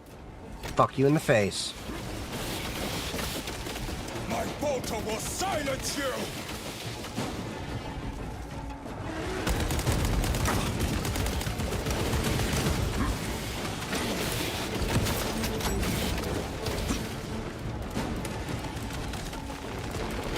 Resupplying.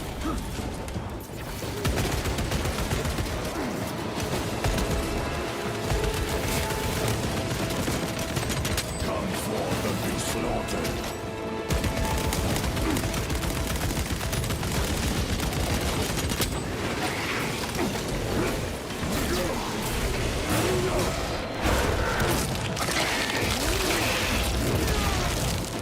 They never learn.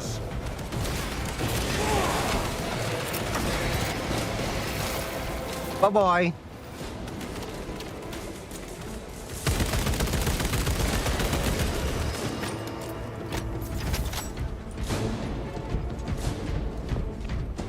Enemy destroyed. Clear that obstruction. Yes, sir. Where are we going? Clear that obstruction. He says, yes, sir. And then what ends up happening? I clear the obstruction. Through that opening.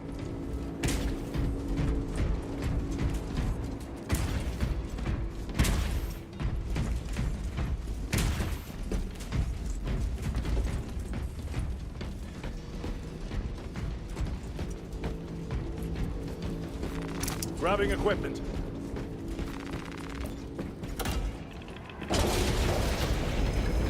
I need that to happen so I can post them. Special tactics ready. Oh, that's a giant face fucker.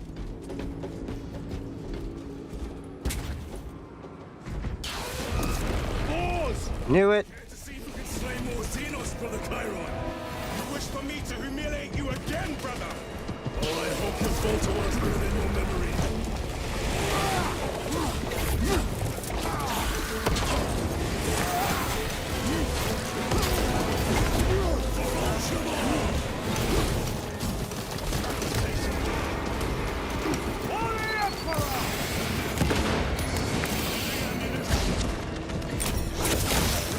The tunneling Xenos is dead.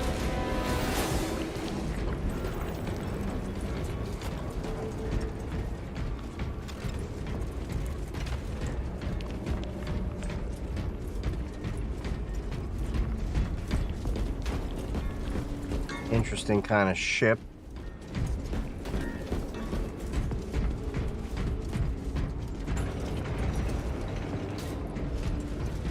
All right. Press the button. And what now? This platform's very exposed. Expect a bumpy ride. If I'm not mistaken, you've had bad luck with cargo elevators. That was a long time ago. I prefer not to discuss it. At least you made it out alive, which is more than we can say for the orcs.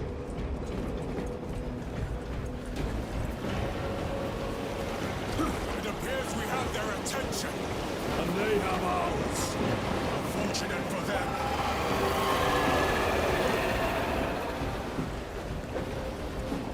All right, so what's coming up, boys?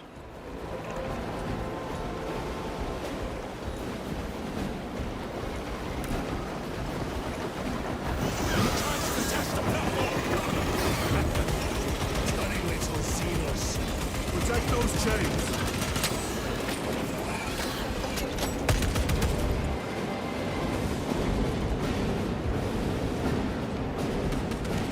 Reloading weapon.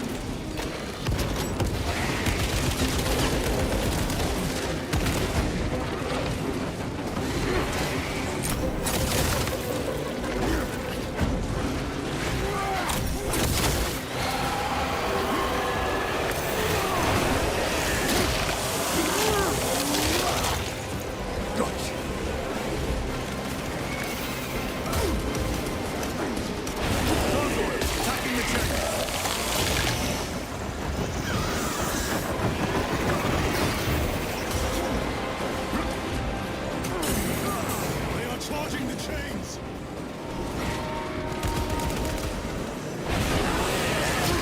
Now we gotta get the chains. What, y'all can't shoot them? Do I gotta do everything?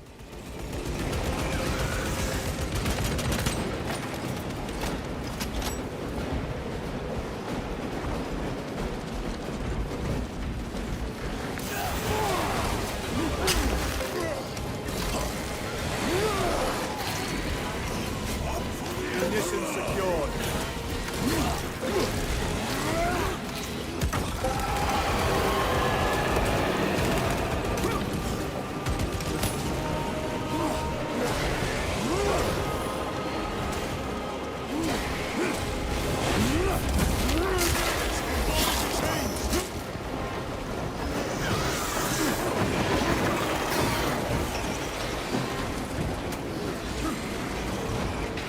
They harried the chains. Suppressing fire around the chains. Now!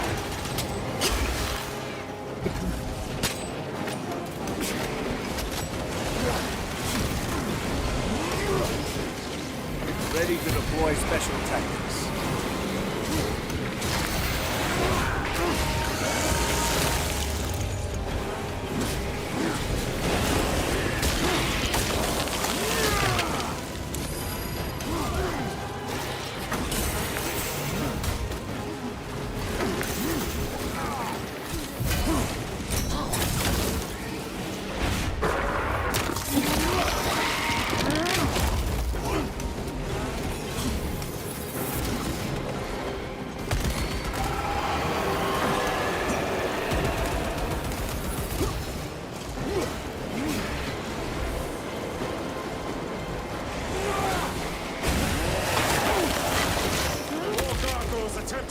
sabotage.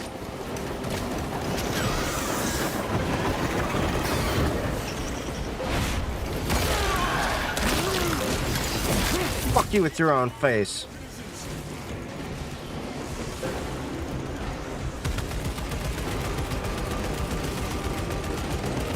Tyranids are clawing at those chains again.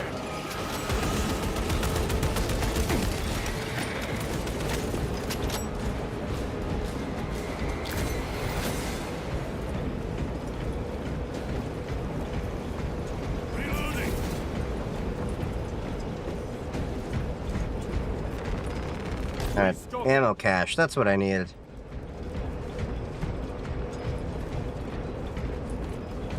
If all these Tyranids could just take 2 steps back and literally fuck their own face!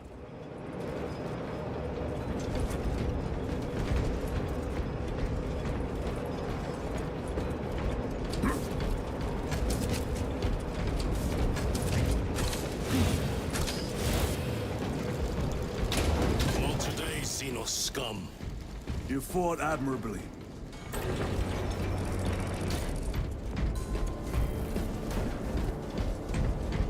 Facility in lockdown. We'll need explosives. Nothing's getting through that door. Okay, shock grenade. Checking. Anything else around here?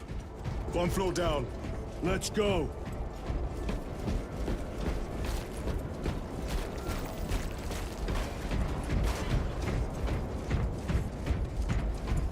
There was a word written in blood on Nozick's Thunderhawk. Imura. Do not speak it, brother. The words of the archenemy hold dangerous power. One should not dismiss any data that may be relevant. Have you ever faced the arch-enemy, Sergeant? Regrettably, I have not. Then I suggest you listen to your brother. If the archenemy is involved, might we not encounter them here? I hope we do. I wish to have words with those traitors. My blood rages at the thought of them. They'll be counting on your hatred.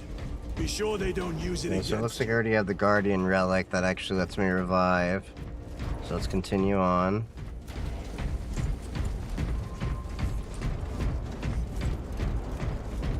Through here, brothers! The Adeptus Mechanicus put up a fight here.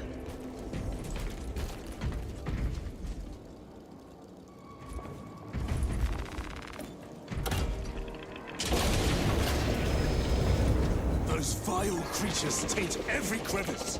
How far to the cogitator? With no direct route. It'll take longer than I'd like. Okay. Let's see, where are we at next? The attack. They're plotting something. What plotting could these insects be capable of? These are mere drones.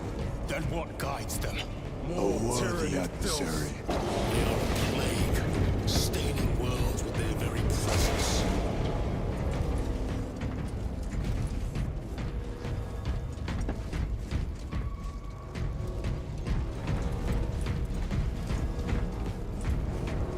Okay. Open sesame. Locked door. Look for a nearby access terminal. The machine spirit has been disconnected. Resetting now.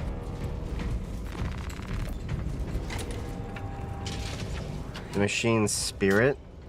What happened? Power's down. Must be the reset. Listen. They're in the walls. Ready your bolters. They're coming. Watch your back.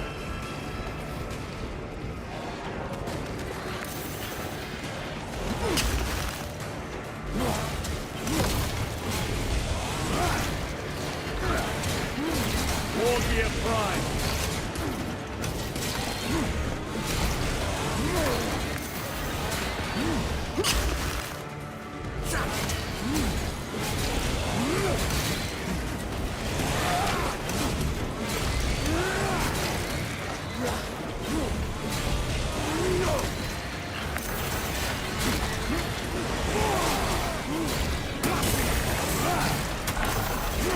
A moment, brother.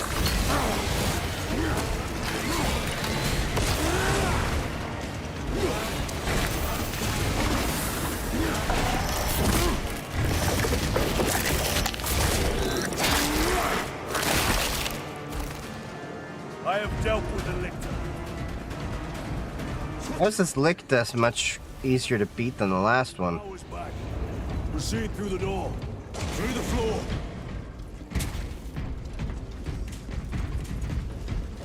Rally on the elevator.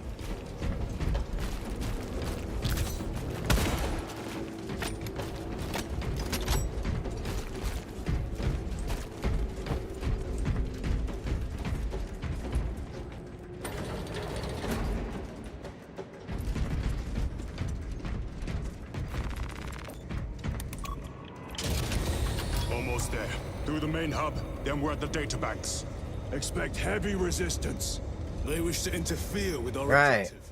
Our objective is of no concern to them. Their only wish is to kill us. Although, as much as I'm enjoying this game, I think next time we're gonna do a Fallout.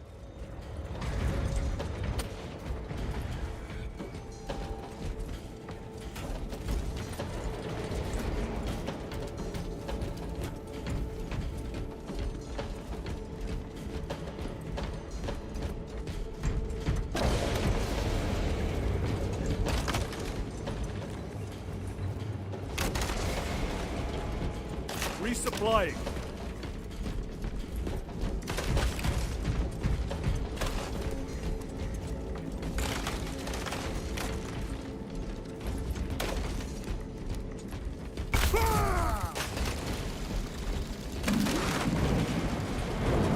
What the hell are you? The Carnifex! Get caught when it charges at you. Come and meet your end, vile beast!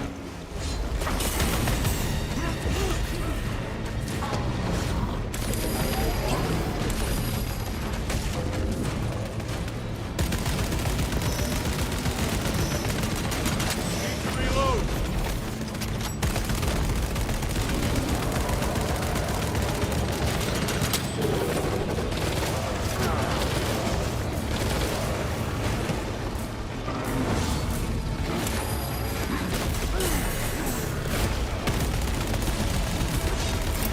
Throwing smoke.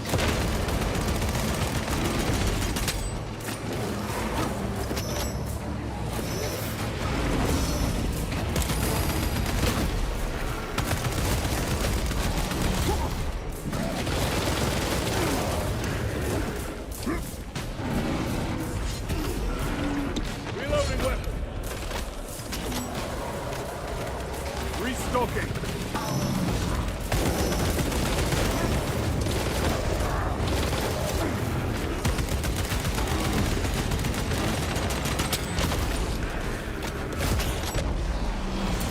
Deploying shock grenade.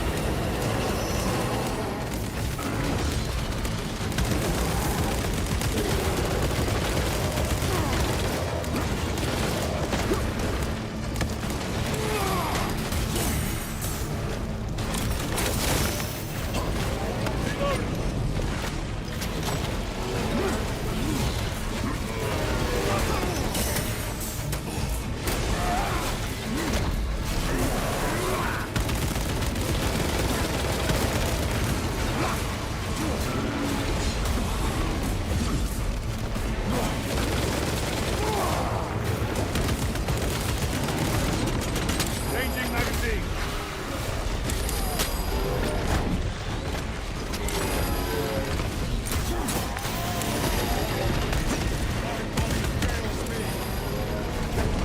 Fight.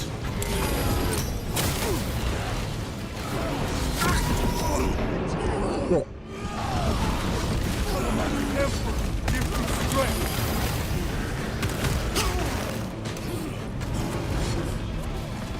Stabilizing vitals.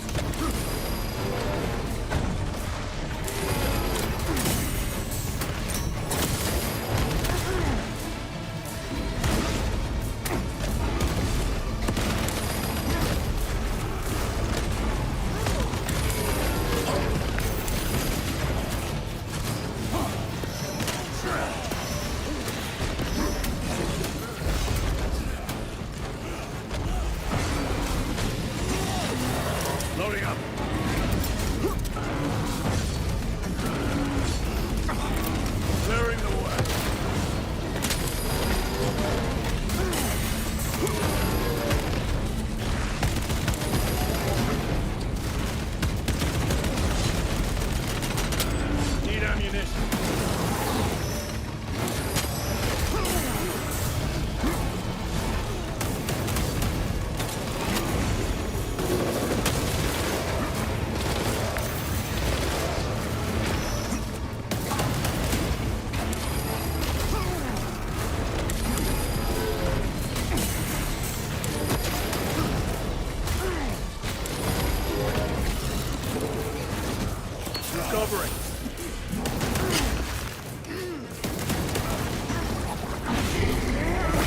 There we go.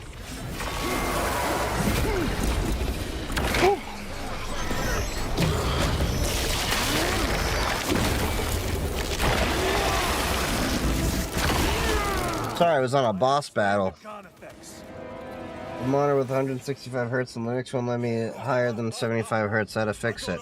Well, make sure your drivers are up to date. It was outnumbered. I once faced a Carnifex alone. With nothing but a bolt pistol. That was sport.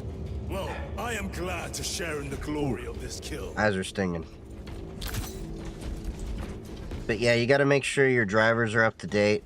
I haven't really had that issue personally. NVIDIA drivers, yeah, make sure they're the latest drivers. Make sure you have a cable that supports it.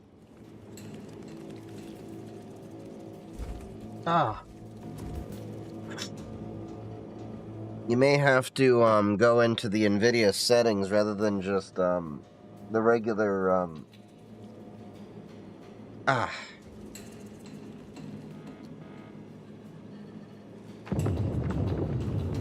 Yeah, check the NVIDIA settings app. Don't use the built-in settings one, because sometimes you have to use the NVIDIA settings. They have their own settings app. Ooh, my eyes hurt. Munitions secured.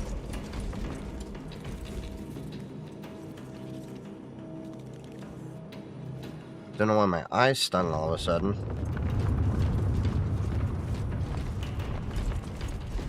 Whew.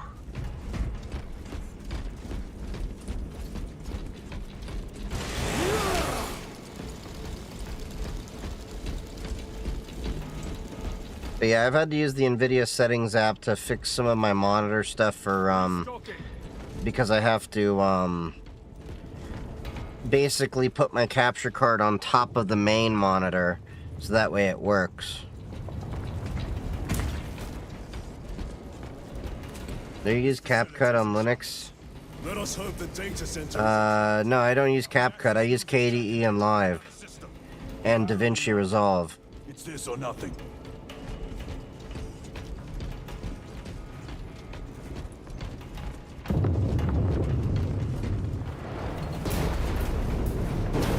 Those are what I use for editing. Both support doing like vertical video for TikTok and stuff, but yeah. Now the person that does all my clipping and everything, he's using Microsoft Clipchamp. Yeah. DaVinci Resolve is heavy and complicated. Yeah, but you can do a lot more with it. You can use KDE and Live if you like. Does not surprise me. That's what I use for a lot of my editing, but I'm probably going to be moving to DaVinci Resolve soon. Not soon, but probably in the next few months.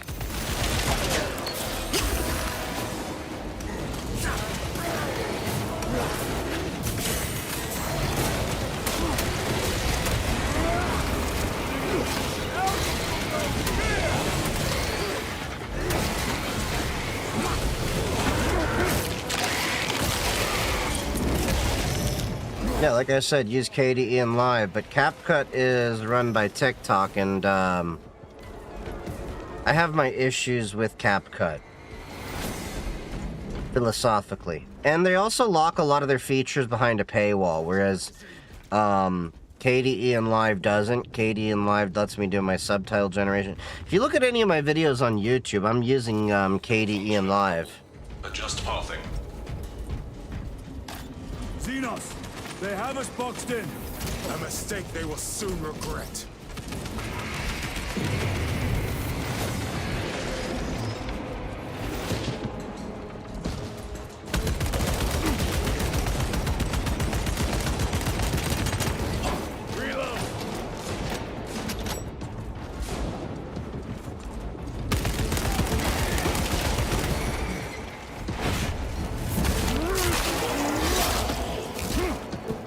Another one dead. Need to reload. Access restored. Corridor cleared for transit. Advanced by the Omnissiah's will.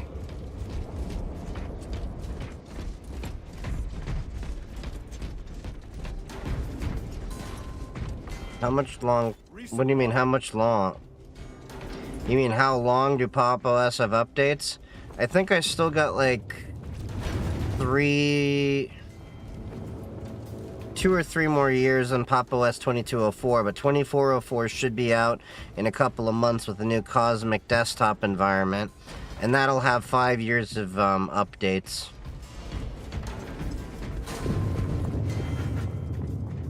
Restocking. They usually have 5 years of updates from each LTS release.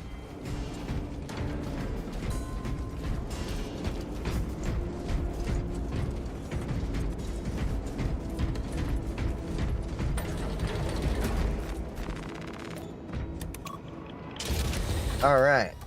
Come on. No sign of the archenemy. Maybe they've been and gone. Maybe they're not involved after all.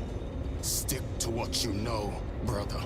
I'm merely observing the data, as I am taught to do by the Codex Astartes. Won't expire than his new version. What? English is a little broken there, buddy. I don't understand what you mean. The Volkite reactor, still running.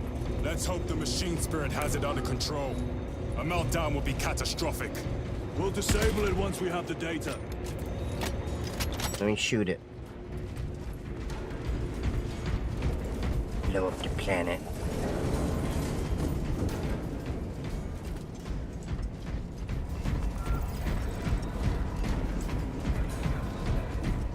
Access the cogitator.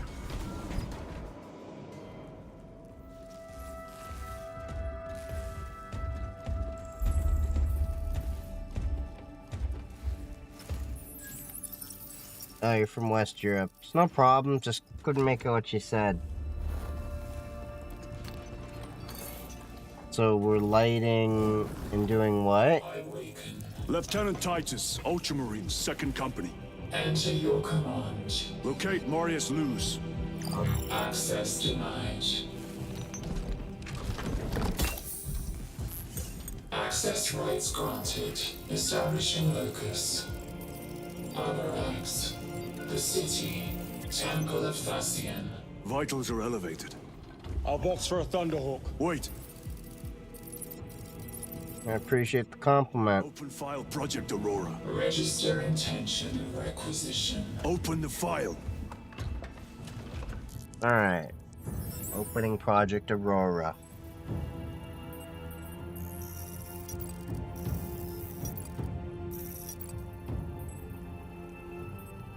Open file reconstruction. Brother, those are classified.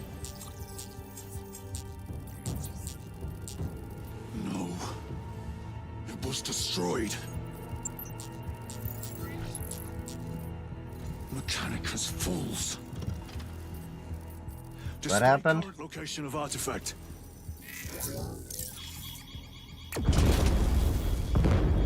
Warning. Volkite reactor unstable. Meltdown imminent. This whole place will collapse onto the city beneath us. Are they're just like killing themselves to kill us. Interesting. Thank you for the gifts over on TikTok. They are throwing themselves into the reactor. We must shut it down before they destabilize it further. Machine spirit, power down the reactor. Non-compliance. Remote circuits are fused. Manual override required. Explain. Emergency disengagement mechanisms are located on the reactor platform. Clear a path to those controls.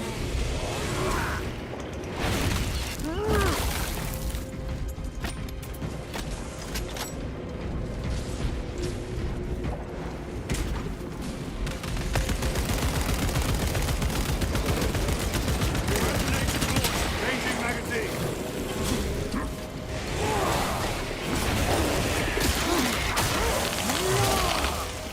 Vermin stuff. Hit banned. Wait, what?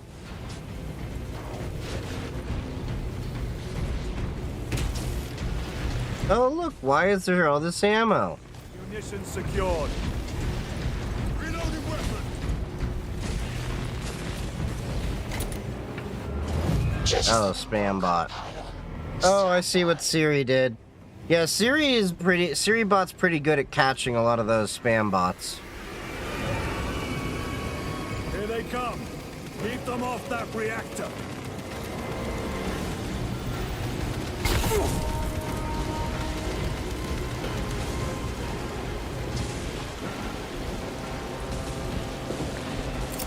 Frag grenade deployed.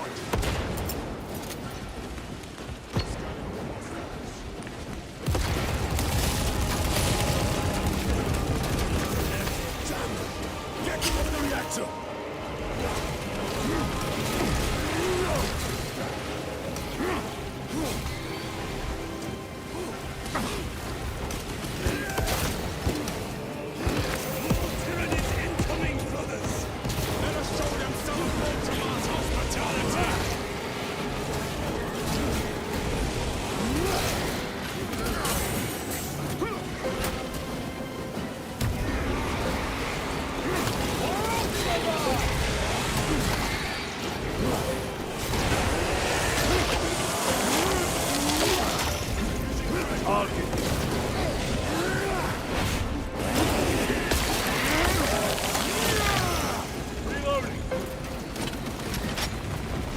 Restocking.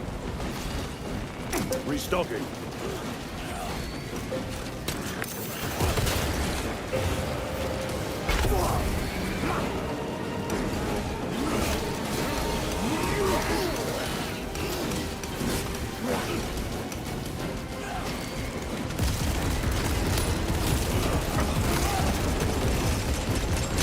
Reloading weapon.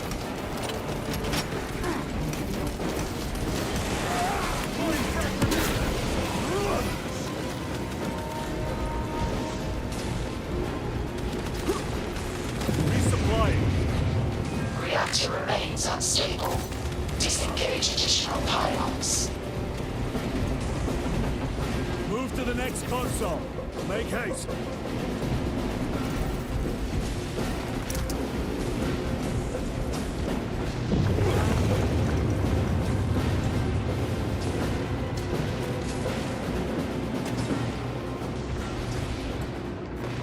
Loading up.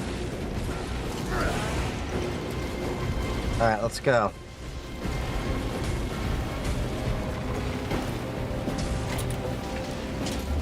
Jettisoning Volkite pylon. Stand by. How many pylons remain engaged? One Volkite pylon maintains the reactor.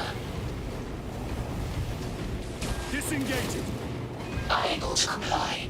Temperatures have fused remote circuits. Manual intervention required. Drone damage. They are making another push. Intercept.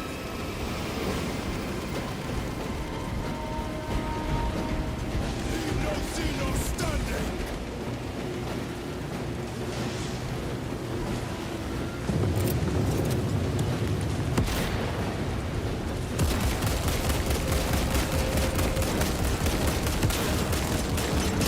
Need to reload.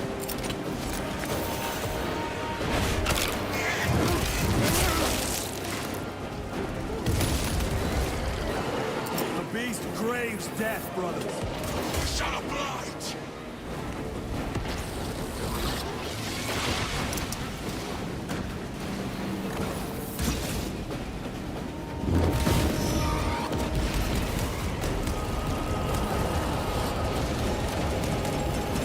Reload!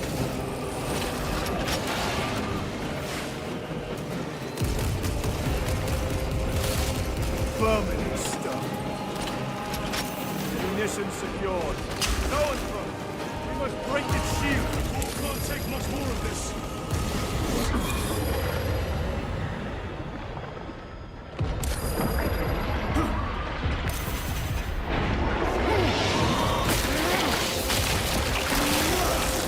Someone from is dead. Reloading.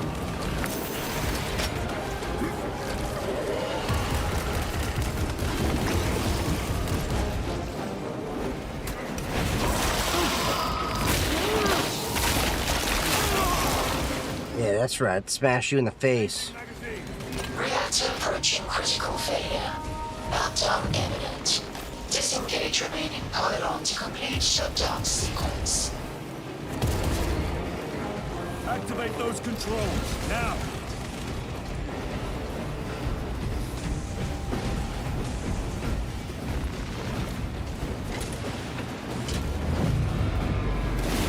Volkai pylon jettisoned. Reaction has entered entropic decay. That was the last of them. Sweet. Generators have been awakened. Non-essential systems returning to hibernation. No sign of Tyranids. A smell of burnt ichor is enough. We have what we came for. Move to the extraction zone.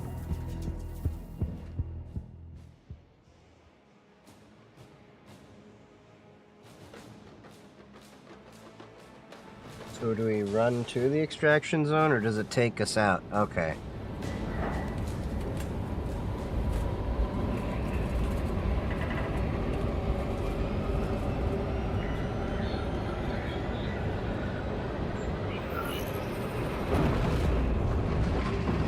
Well, we're back on the ship.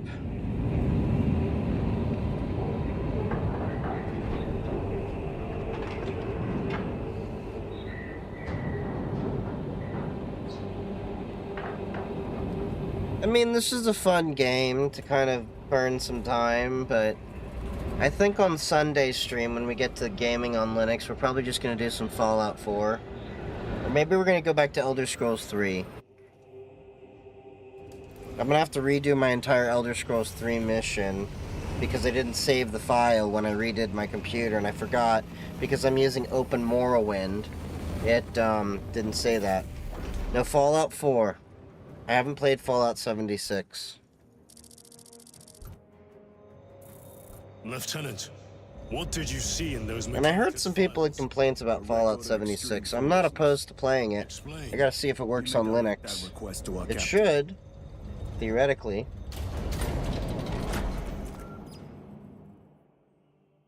Give me a tactical overlay of the city. Captain! A minute. The Adeptus Mechanicus must be stopped. What? If they trigger the weapon, the results could be catastrophic. Long ago. No, that was Fallout 4, not Fallout 76. They're using an artifact to power the weapon. I've seen it before, on a planet named Gaia. A traitor by the name of Nemroth called it a... Yeah, we were playing Fallout 4. It almost destroyed. That's the only Fallout I think I have in my possession. I haven't... And that was my first Fallout game I ever played. Now, I heard people say they like Fallout 3, New Vegas, and stuff like that. I'm not opposed to playing them, but, you know... Get their hands on this thing. Enough! Have to get them. I will hear no more on the subject. Now, did you get a location for Luz? Aye, sir. Then get down there and find him!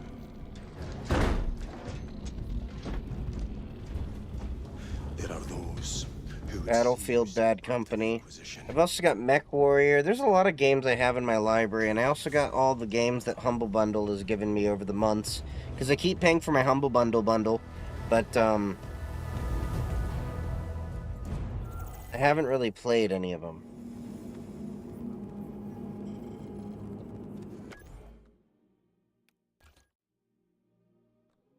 Yeah, this is a fun game, but they need to get the, online play working with Linux properly. That's about the only complaint that I have. But, your Humble Bundle. Yeah, my Humble Bundle. My Humble Bundle Fundle. My Humble Bundle Fundle. My Humble Bundle Fumble. Humble Bundle Fundle Humble. Bundle. Humble Bundle. But yeah. So, that's, I think, gonna be... Fundle this bundle. But yeah, I think that's gonna be it for this stream here. Make sure to check out all my socials. I'm on TikTok, Mastodon, YouTube, PixelFed, Blue Sky, Threads. I gotta add Threads into that. And I also gotta get the messages going into YouTube as well. And then, of course, make sure to check out the Discord server. We've got the Discord and Matrix. Thank you all for joining me. I love y'all. happy hacking. And don't forget to check out the recent YouTube videos. We'll probably have some more when Just Dev finishes editing a few.